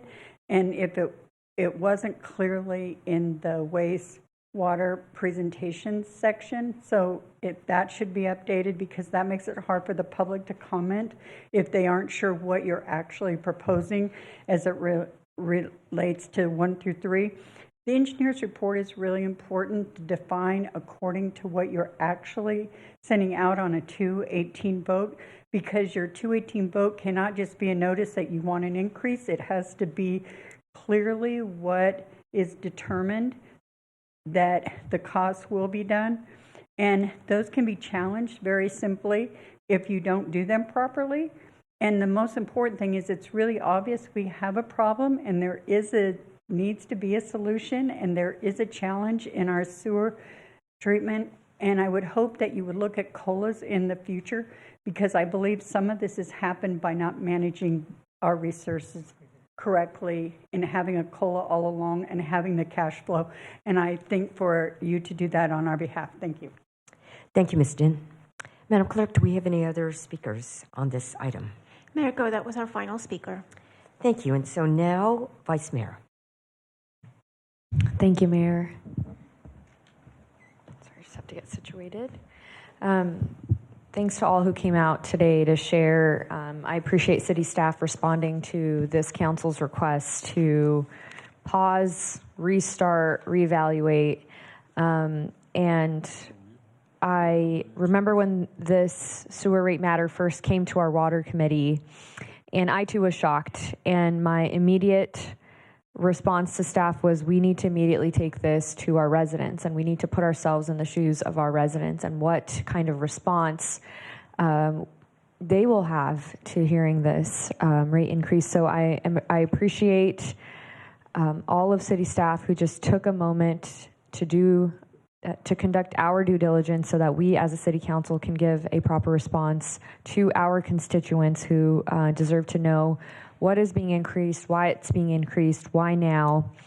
And I'm even more thankful to the residents who made time after really long work days to meet in libraries and community centers across the city to share feedback so that we could have honest dialogue one-on-one. And in Ward 7, it was the opportunity to meet with constituents and really break down what's going on and why this issue has presented itself to city staff, city council, and why it must be addressed. We have to be thoughtful as city leaders, as the stewards of public services, and to our constituents as public servants. We have to be especially thoughtful when we're addressing the aging infrastructure that we've inherited. And I think that's key. We've inherited it. And so now we have to be thoughtful with how we go forward with it as well.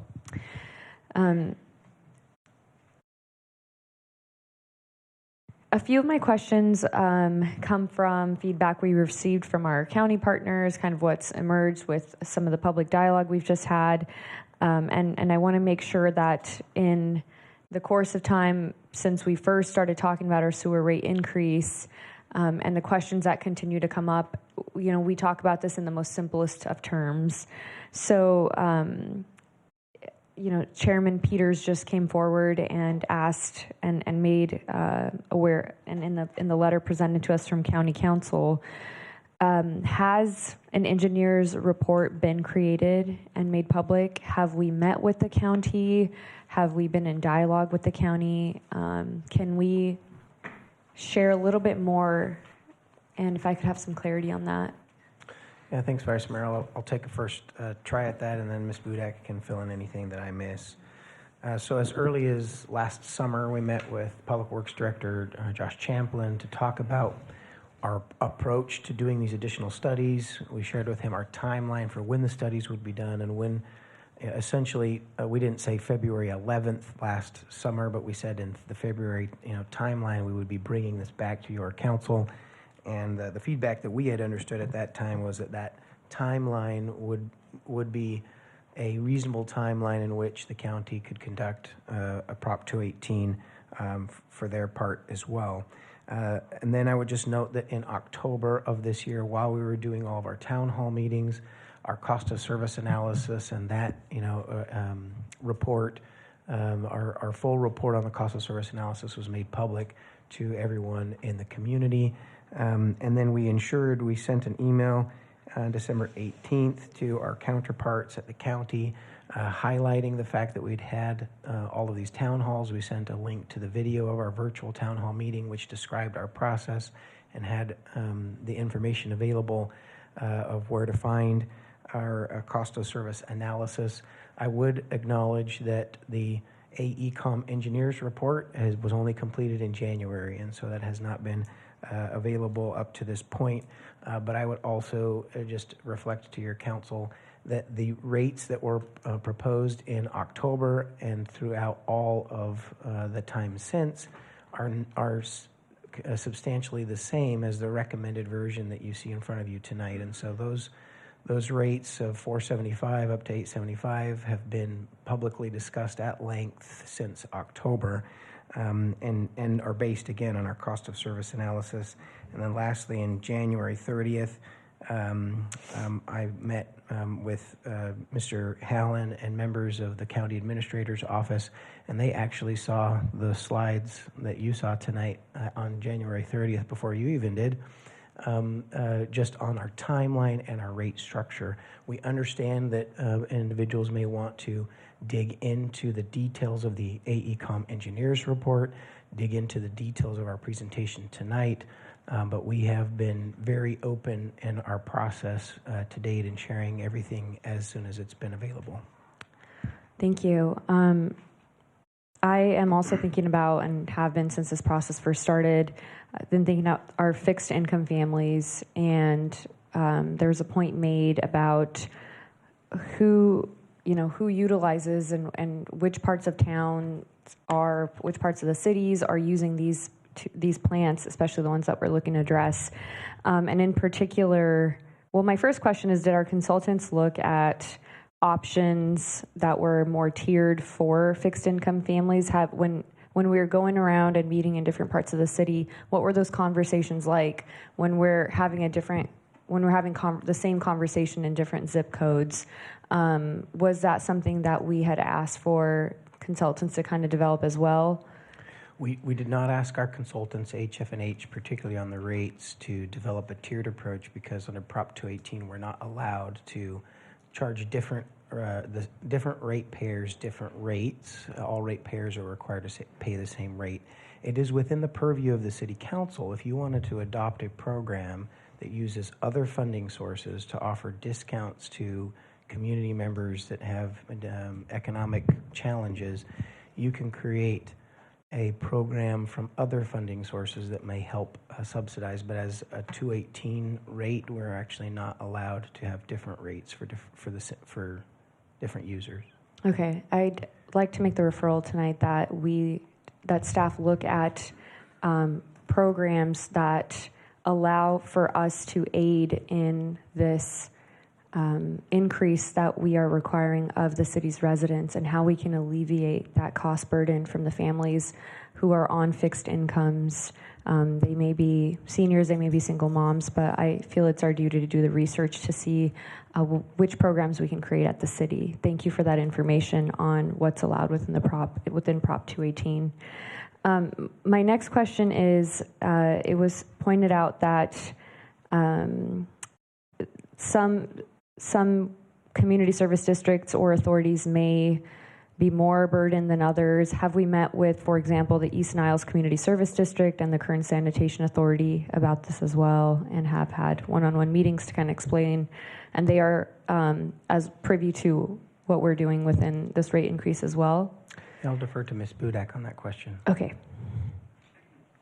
So in addition, there are 2 meetings every year for the Technical Advisory Committee for Kern Sanitation and for East Niles. And so during those meetings, this sewer increase is discussed. In addition, both those organizations were invited to and participated in the AECOM workshops, the one that identified the deficiencies in the plants and the one that identified the alternatives and discussed the alternatives. So they have been involved with the process as far as realizing the deficiencies and how we're going to move forward to rectify that. And then also there's the side meetings with the TAC that's twice a year to also discuss what's happening within our sewer system and how we impact their system, or how our improvements are going to impact their system. Okay. Anything to add, Yvette?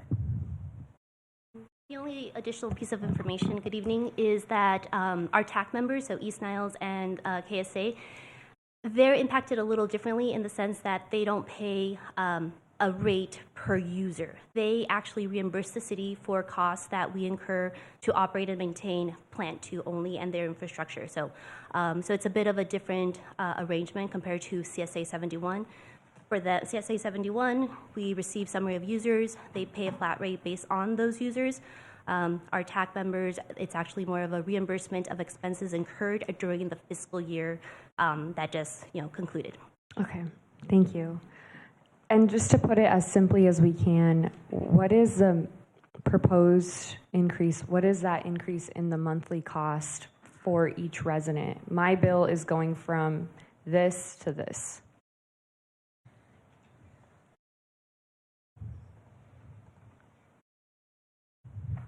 So I didn't do every year, but for the 475 would be $39.60 a month. And at the end of year 5, or in year 5, at the $875 per annual, it would be $72.90 per month. Okay, so in February, I paid $20? $20. $20, yes. What am I paying when and if the city council approves? Then I guess that's what I'm trying to make sure the public knows of. What am I paying now? Right. Once this body votes for something, what could they be paying? Okay, so you pay approximately $21 right now, effective July 1, after we send out the Prop 218 and we have our 45-day review and we come back to have the council have a public hearing. If it gets approved, it would be $39.60. Okay, thank you. And my last question is, so the public can as simply understand, and so I can understand it actually, but what is the cost burden that the city is taking on versus what we're passing on to the resident? I think simply, as I can put it, is as an enterprise system, The ratepayers pay all the costs. It's designed that other tax dollars don't come into the rates of the system. We have not proposed and we don't have a history of spending any other tax revenues on this utility or our other utilities. So the ratepayers pay the full rate. Yes, the ratepayers pay the full rate, and then in addition, we also, towards the cost of providing the service and improving infrastructure, we also have connection fees. We also have non-operating fees, and we also have our septic hauler fees. So and all of our funds that are collected in the various pots all are used towards ensuring that we maintain this enterprise. Thank you. I appreciate that, and thank you so much to you and your staff and the water department, all of city staff, Public Works, who's been working on this diligently so that we can communicate to the residents of our city and those who rely on safe sanitation, which is infrastructure that we simply cannot live without. Without it, it is a public health hazard. It's infrastructure that's integral to our city, our community, and the health of all residents. So I'm very appreciative of the due diligence that's been taken in reaching a place where we can communicate this, especially in a moment in time when economically every single family within our city is feeling the burden of higher costs across the board. And so it's incredibly important that we communicate what a cost looks like and increasing month to month, because that's what folks are looking at home. A year-long projection may be too far for some families to look at. They're looking at what costs they can meet this month and what costs they can meet next month. So I appreciate you all communicating that. And then it's just our duty to do that. And I'm appreciative of this council that joined the meetings within their own wards and wards outside, including the mayor, to make sure that we could hear the constituents ourselves as well.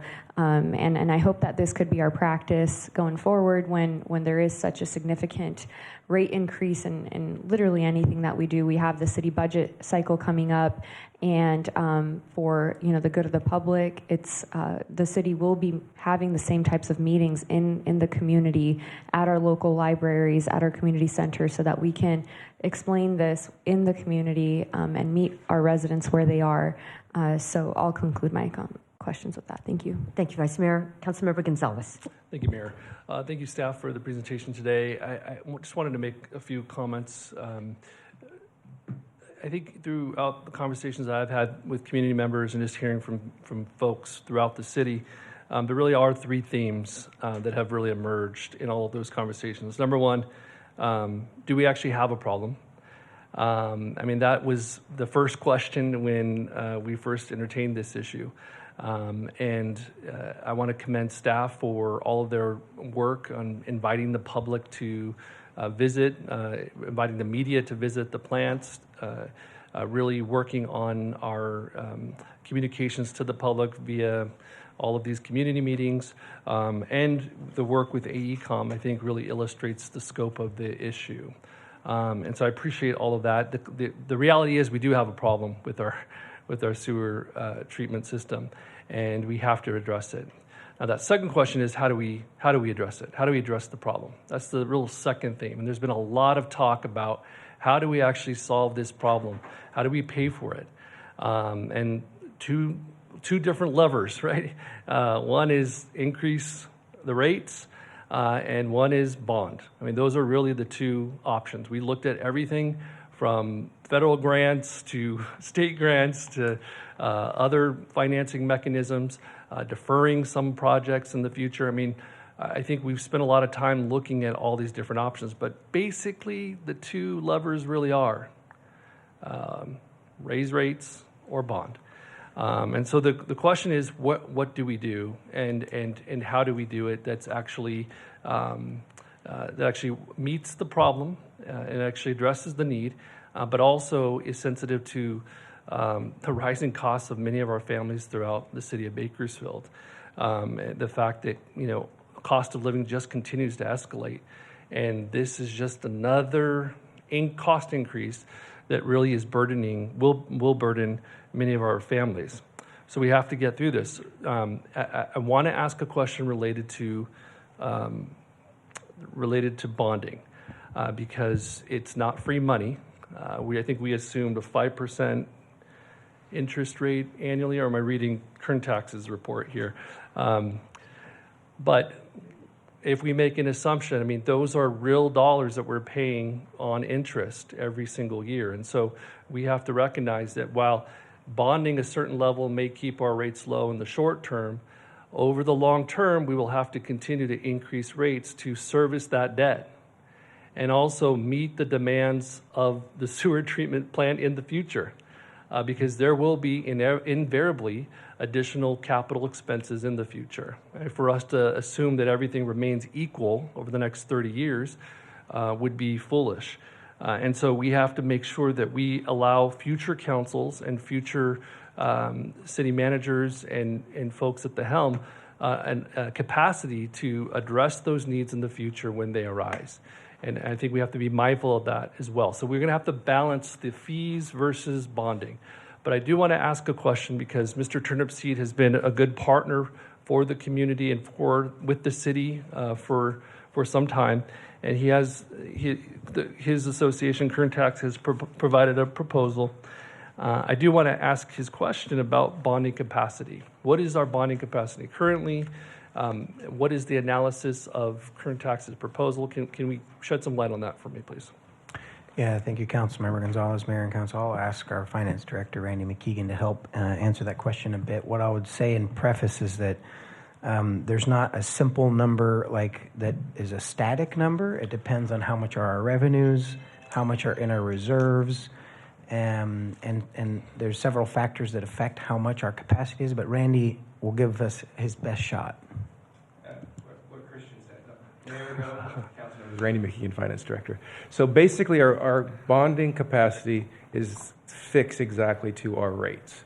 So if we needed to borrow $500 million, we would need to set rates to cover the cost of annual service, and as well as that, the amount that we would need to build up our reserves to meet the requirements. So for example, $500 million debt probably is $34 million a year. So you need to have reserves of at least $34 million set aside to cover that. So the rates have to just meet those future costs. So our bonding capacity, obviously, if we wanted to go borrow $1 billion, obviously an underwriter would say, what are you going to do with that? But if it's a understood need, we would just set rates to cover the cost of that borrowing. Okay, and so today, I mean, we're currently servicing a bond. Yes. And so today's capacity? Yeah, so today's capacity, we have, it's about $12 million a year of the current bond, and it ends in 2032. And so we have to have that $12 million as a required reserve currently. So if we were to borrow another $100 million, we would need $150 million, we would need about another $10, $15 million of reserve. So it just depends on what you're borrowing, which your capacity changes based on what your current debt levels are. Got it, okay.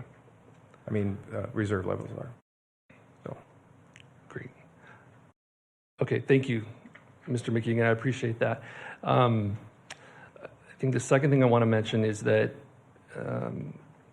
I do believe we need a rate assistance program for seniors and for those low-income families who are struggling to make ends meet currently. I think that we owe it to our community, particularly those who are already strapped, to develop a program so that we can help them and assist them in their rates. And then the third theme that's come up is, how did we get here in the first place? How did this all of a sudden come up? I'm thankful for the staff for sounding the alarm and bringing this to the attention of the city council when they did. The question is, how did this happen? I think that's a longer conversation. Clearly, this has been decades in the making. I appreciate Ms. Din's comments about tying this to a COLA or CPI so that we can continue to manage this. But I do think that the council ought to develop a council policy that requires staff to bring back not only every 5 years, but annually, an analysis on our rates and how we're keeping up, and so that we can stay on top of this and it doesn't become something that we're trying to catch up on in the future. So future councils already have that mechanism that allows them to monitor this. So I'm going to make that referral tonight, that we begin, taking a closer look at how this happened in the first place, how we got here, and then developing a policy that allows us to safeguard future councils from making, from finding themselves in the same situation. And then I do want to underscore the referral, the need for that rate assistance program. I think that's critical at this time. I'm going to also make that referral tonight. Thank you. Councilmember Ware. Thank you, Mayor. I just want to bring up a few points here, and part of it maybe somebody else has already covered in the past, but I look back to the beginning of this year, fiscal year, and we were all very excited about what we're going to be able to do, because fiscally it was very tight. Going into this year, it was really tight, and we had it projected out, and there weren't going to be there weren't going to be raises, period, and other things were going to have to be forgotten, and you just couldn't do it. And so we've gone from that to the point that now what have we done? Well, we've given raises, which we weren't going to give raises. Is it all the units now have their raises? Councilmember Weir, not all units. Our BPOA unit has not. We have not entered into a new contract with BPOA yet. Do we anticipate that soon? We hope for it soon, but I do not have an estimated timeline for you. Okay. So anyway, that's a bill that's coming, correct? To the general fund, correct.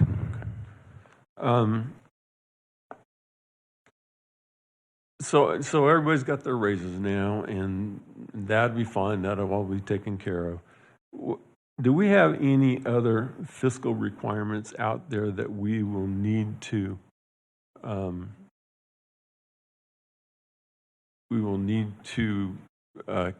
cash in on that? The fiscal requirement that it's going to require money. Do we have any big, large fiscal projects sitting out there right now that's going to require a large amount of money? Councilmember Weir, I'll try not to answer it too broadly. I would say I'm not aware of any unknown projects that would cause a new budget requirement. I think you're aware that we've got some deferred maintenance in our streets still. We need to get out our streets that we've been working to and have enough funding to for our consolidated maintenance districts with all of our also streetscapes maintenance. But no, I don't anticipate any other new large expenses. Maybe I didn't say that properly. Are we going to go out and buy new capital stuff? A lot of capital stuff that maybe we need, maybe we don't need.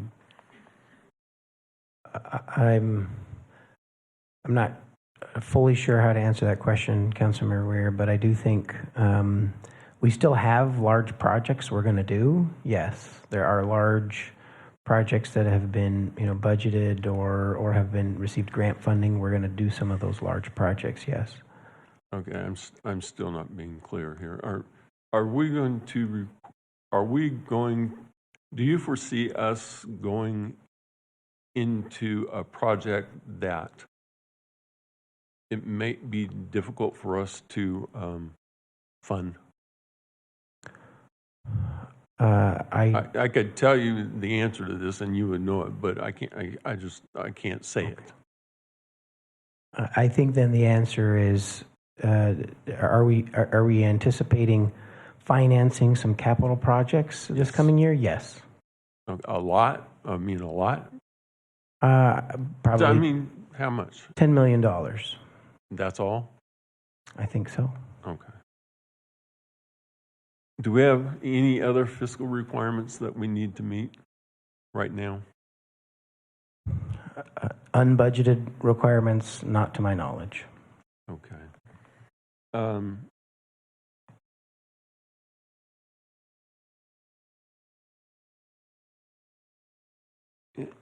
And where does this leave us now if we go in and we bond the requirement, the bond, what needs to be completed or repaired or built up or junked and redone? I mean, what kind of bonding is that going to take?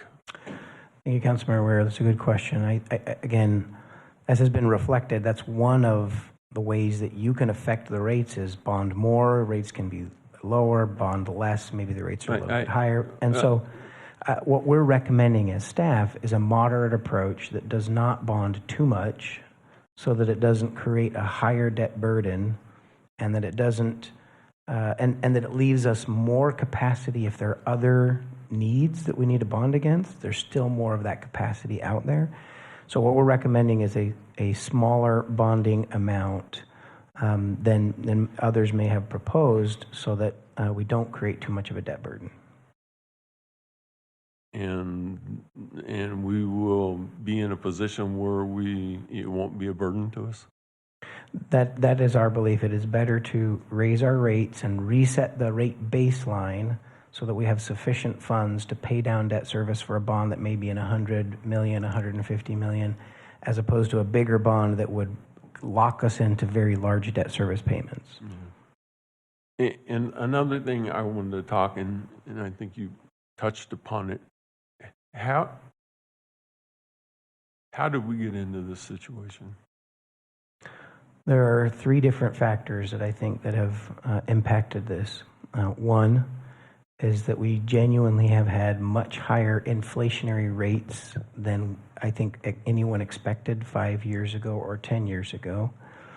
We also have seen significant changes in our regulatory environment, that it's costing us more and more money to operate these plants. Then the third reason is that we did not create a capital improvement plan 30 years ago that contemplated setting aside rates increases that would save up against our future capital needs. That's the biggest answer is that last one, is that we haven't been setting aside money over the last 20 or 30 years. Our rates have been the lowest in Kern, which I think some have been pleased about, but now we're paying for having the lowest rates, not just Kern. We have the lowest rates in Kern, but also the lowest rates in the Valley. But now the bill is due for having significantly lower rates for even, and the challenge is it wasn't just for 1 or 2 years, it's been for 10 and 20 years lower rates that now we have got to catch up. Okay.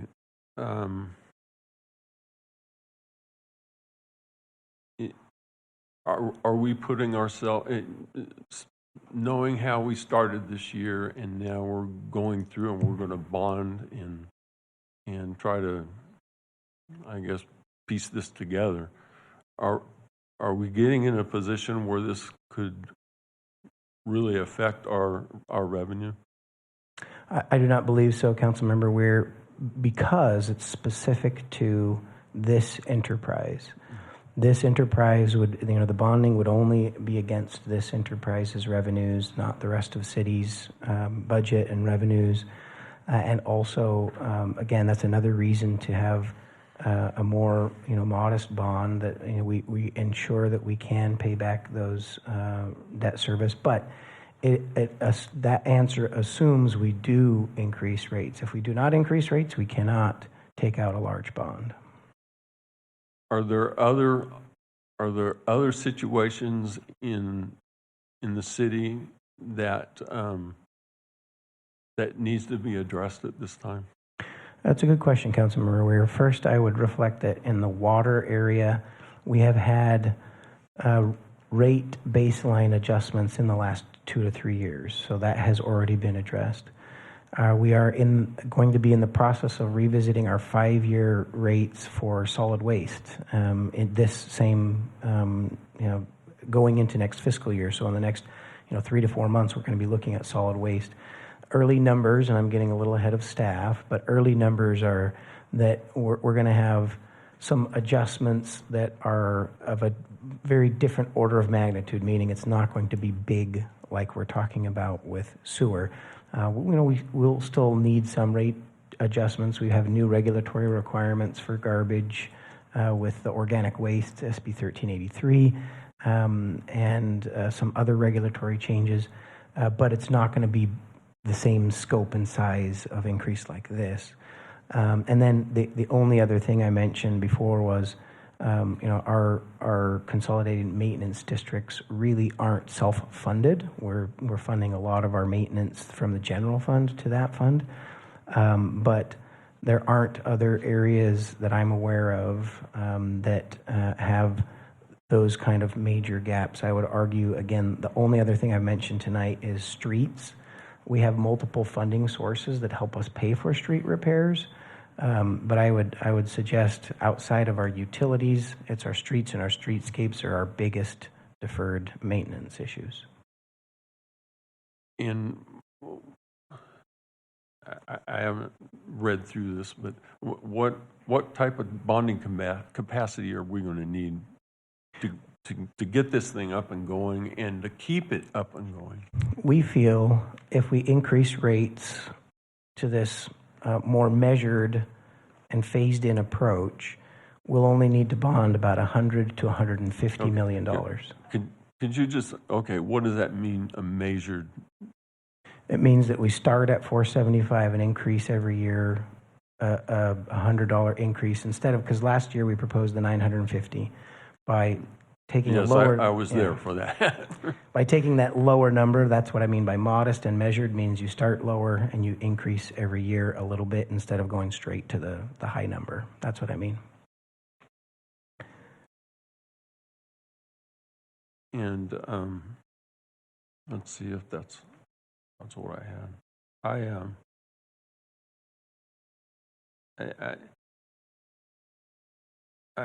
I guess I just don't have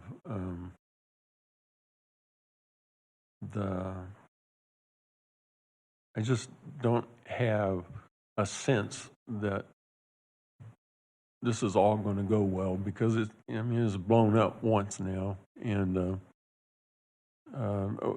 so if something does go wrong like that, will we have the bonding capacity to do that? How will we take care of that if it happens again? Thank you, Councilmember Weir. I would just reiterate again, one of the reasons we want to bond $150 million instead of, let's say, $400 or $500 million is to leave us that additional ability to bond more if something went wrong. I would just take the opportunity, since you mentioned this, is that we've done a lot of homework in the last year, but we haven't gone to 100% design of these improvements. And so as we go to 100% design, we'll know much more about what the true costs are. We think our estimates are very good, but we'll know the true costs. And this council, may be significantly different at the end of this 5-year rate scenario that, the council at that time will have to look at those specific construction costs. What are our rates at that time? And that actually is going to be the time to determine the bonding amount. You're not making a bonding decision today. No, I wasn't expecting that. So,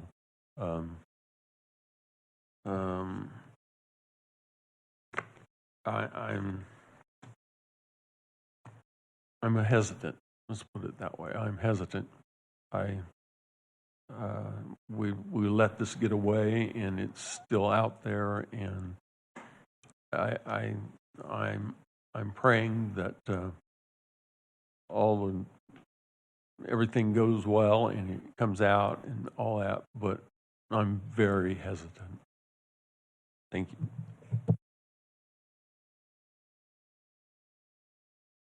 Thank you, Councilmember Weir. Councilmember Arias. Thank you, Mayor. I'll just start by sharing that I think we are incredibly blessed as a city to have Ms. Budak and Yvette here with us, conducting all of the community meetings, fielding all of the feedback that we got from the community, and responding in a professional way. I just tip my cap off to the two of you for being able to do that. I know it wasn't easy. Certainly wasn't easy in my ward. I don't know how it went in the other wards, but I just want to say that certainly we appreciate you for the work that you've done to do outreach in the community. Just a couple of quick thoughts on this. One, I appreciate the additional research that we've conducted working with the consultants.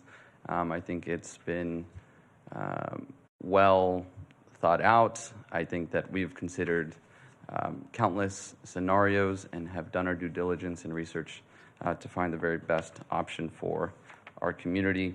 I think one of the things that I keyed in on during Vice Mayor Corr's comments is that when you break it down month to month or even day to day, that the cost is not insignificant, but when you compare to other costs that we all have to incur on a daily basis, it really pales in comparison. So I just did a little bit of number crunching today at the rate of $247.13 over the year.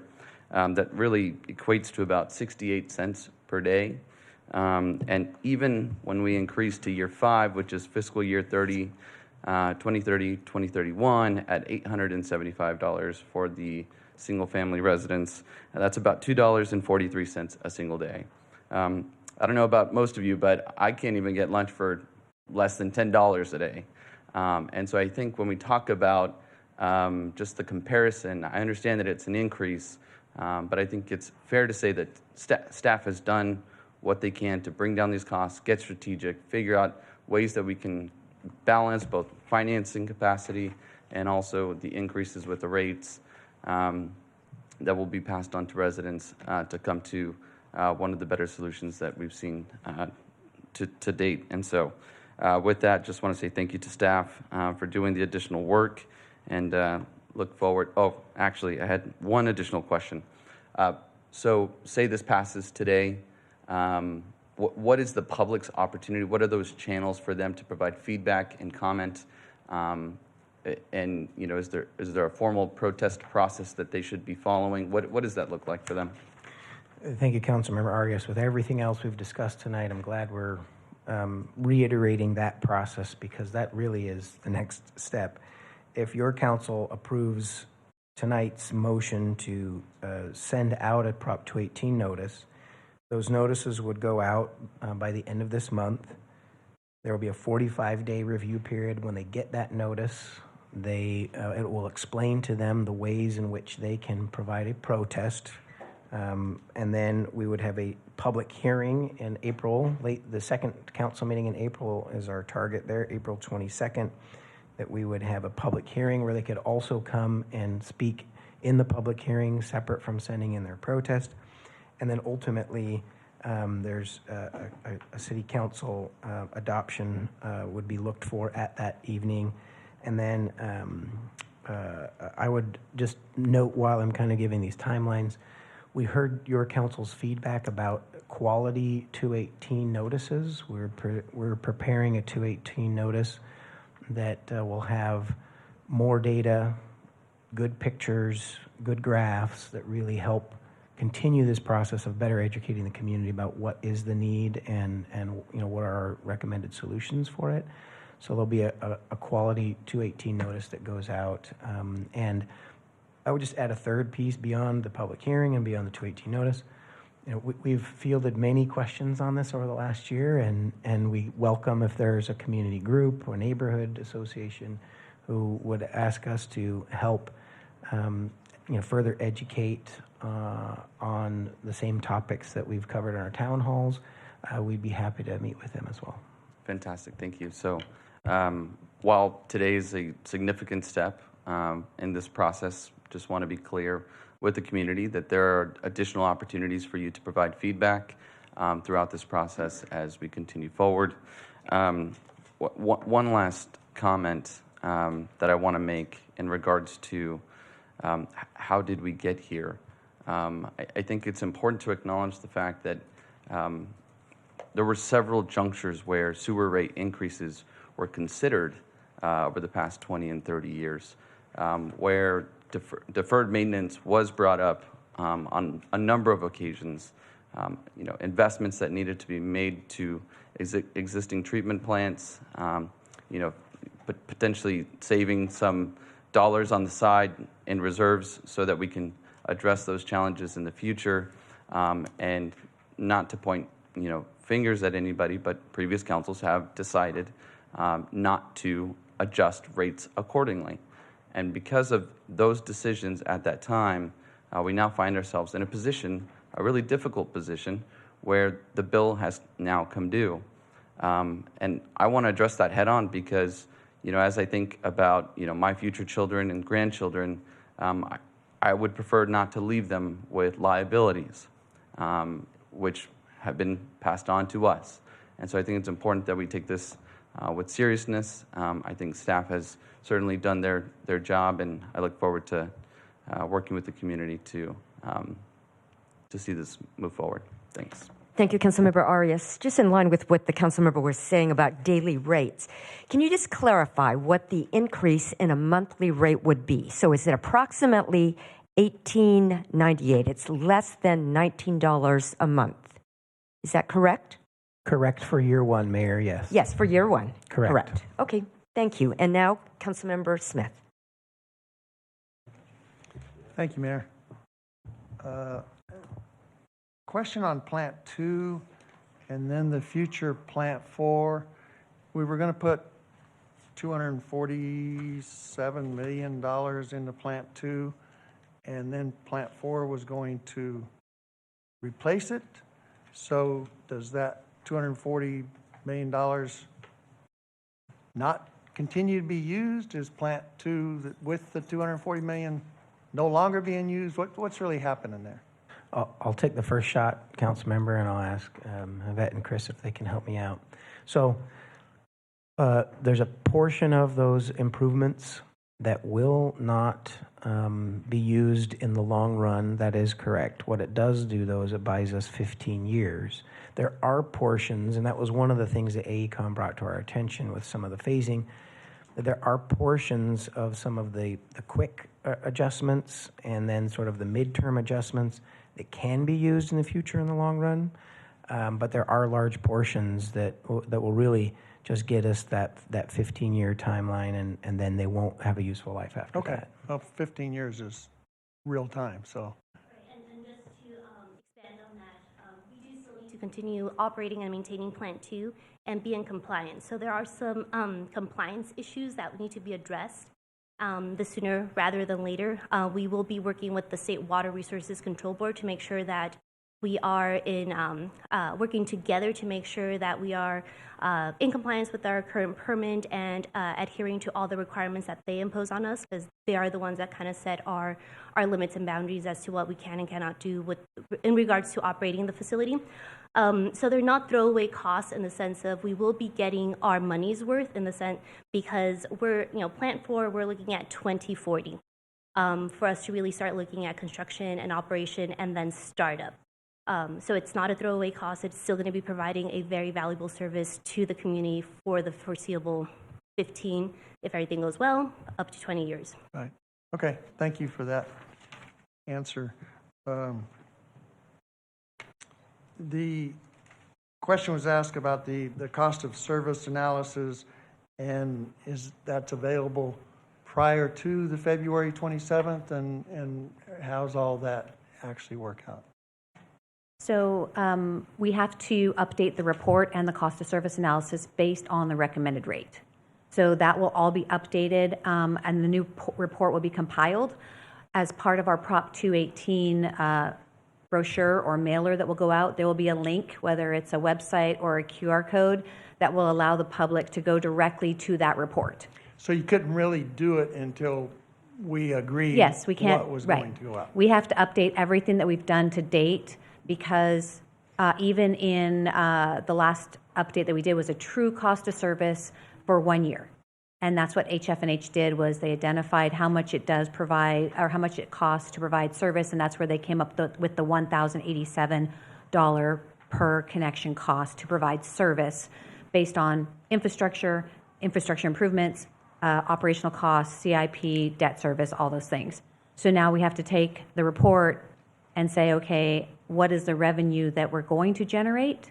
And obviously, we have to also incorporate the bonding amount as revenue generated. So we need to update the entire report, and the cost of service will reflect the $475 for the first year. It's going to outline the cost to the different ratepayers to collect the $475 per connection. You just mentioned the bonding amount, and my understanding, we're not making a decision on that now. That comes later. That could be, it could be more. 600 million. Right. It could be the 150 million.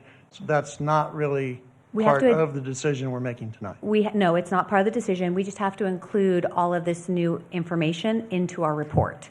So the report has to cover everything for the 5 years to justify the 5-year rate.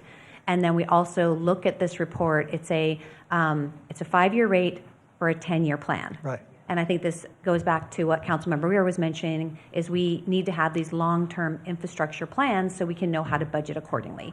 So the 10-year plan identifies all the anticipated revenue, but this is a 5-year rate, and then with required $475, $100 annually until we top out at $875, and then we'll have to come back to this council for any future rate increases or bonding actions.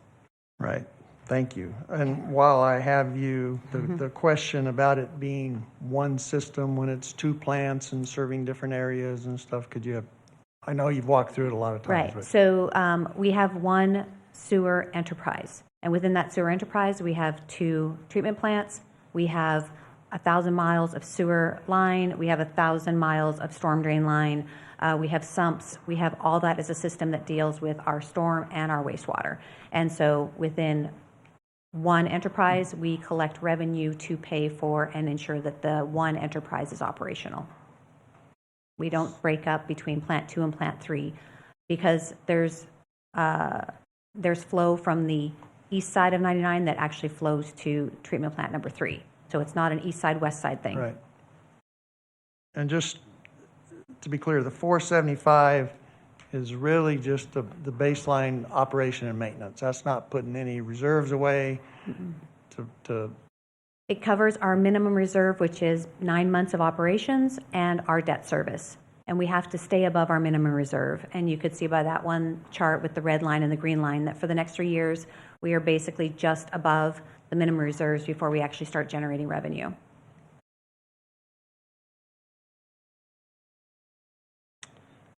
I think that answers my questions. And with that, I will make the motion to direct staff to start the Prop 218 using the recommended rate.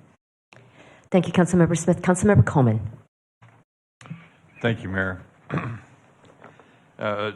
Councilmember Arias kind of took the wind out of my sails on a couple of items. So the question about the 218 notice, because we had some dialogue about that last year.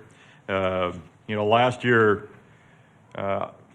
personally, I was new to council, and this came up, and we decided to approve the 218 process without any bonding, and that rate was significantly high. And we decided to go back and pause a little bit, take another look at everything, and we wanted to really take a good look at what improvements really needed to be made and take another shot at these rates.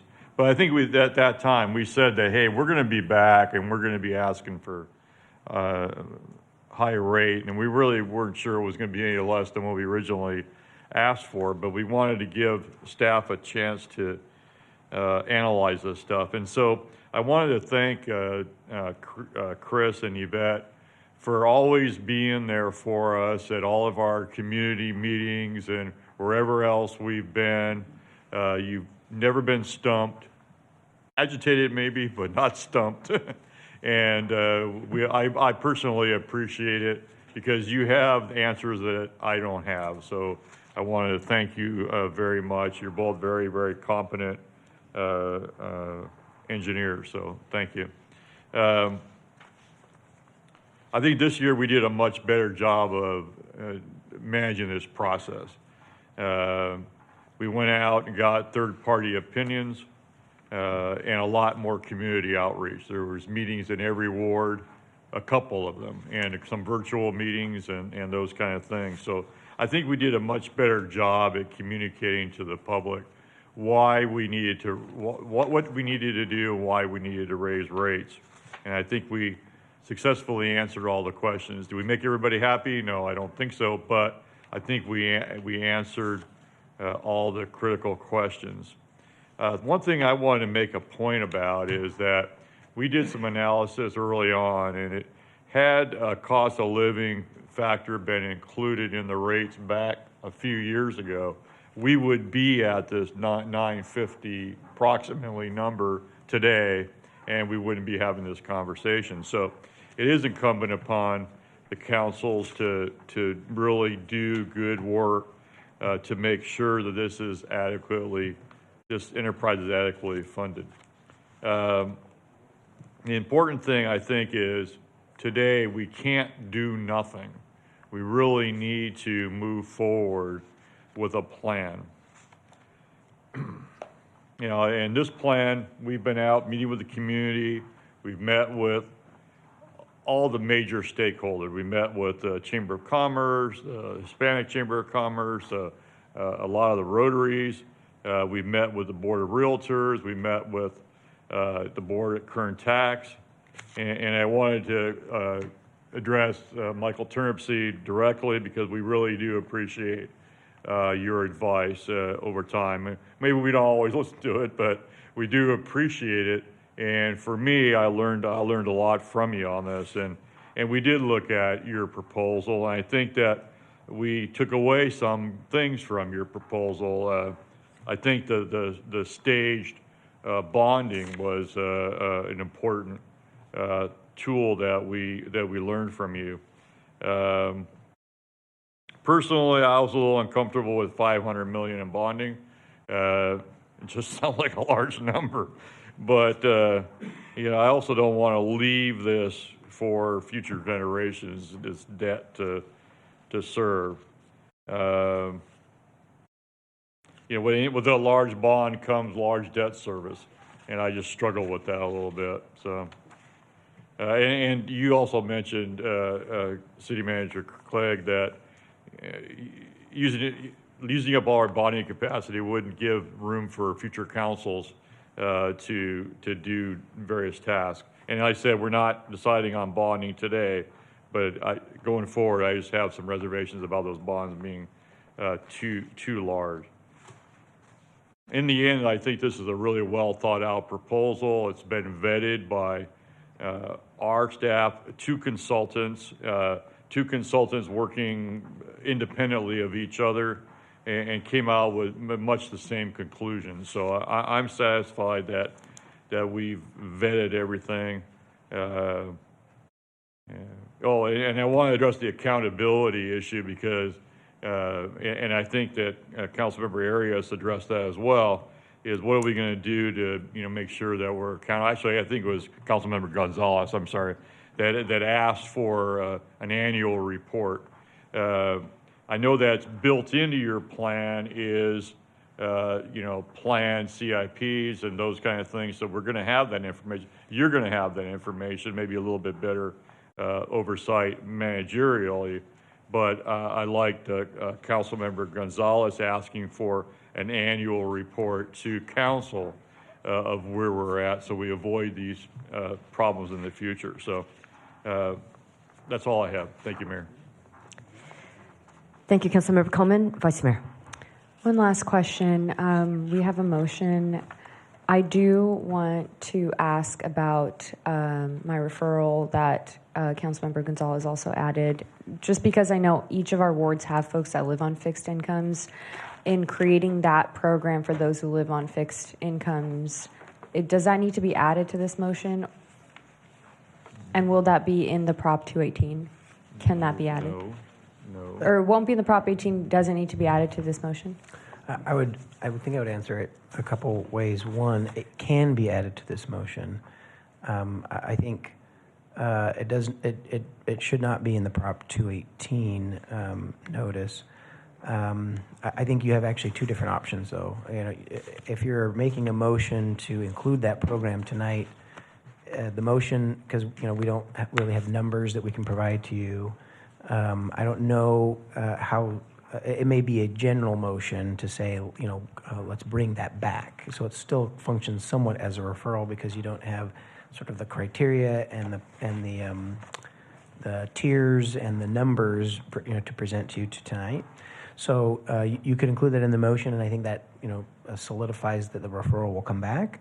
But also, we're still going to have to come back and propose the specifics of that program and the appropriations for that program, whether the council wants to take general fund dollars or how much they would want to take general fund dollars to create that program. We still have to come back and do that.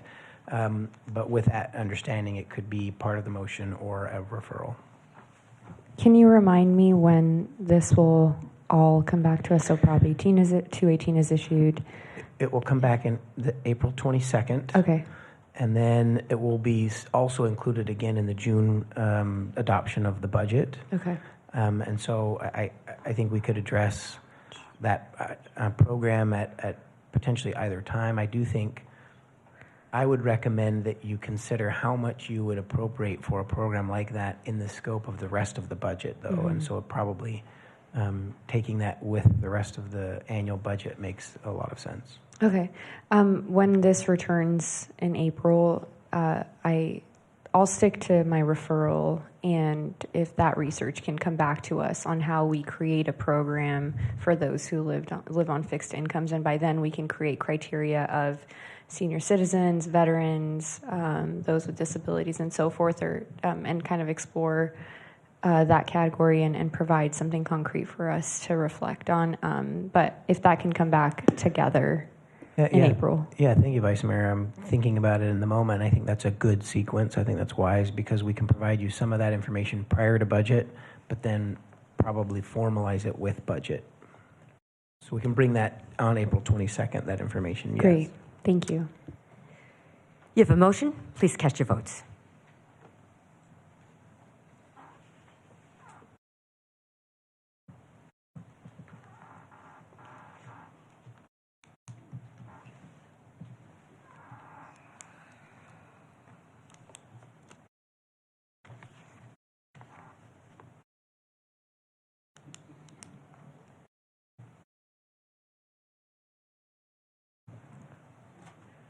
Motion is approved with Councilmember Weir voting no. Thank you. Next item, please. Council and Mayor statements.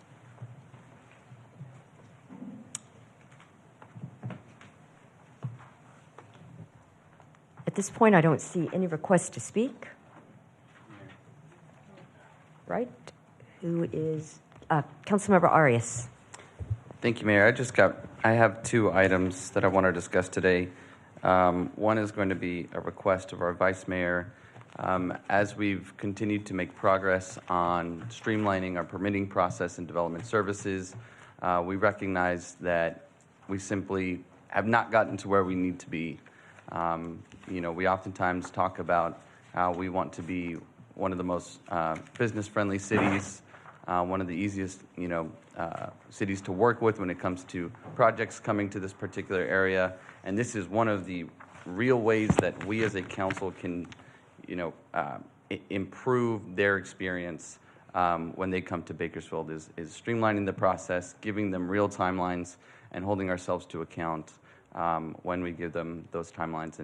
And so in that same vein, I would love to actually ask our Vice Mayor to consider the creation of an ad hoc committee specifically focused on streamlining development services processes.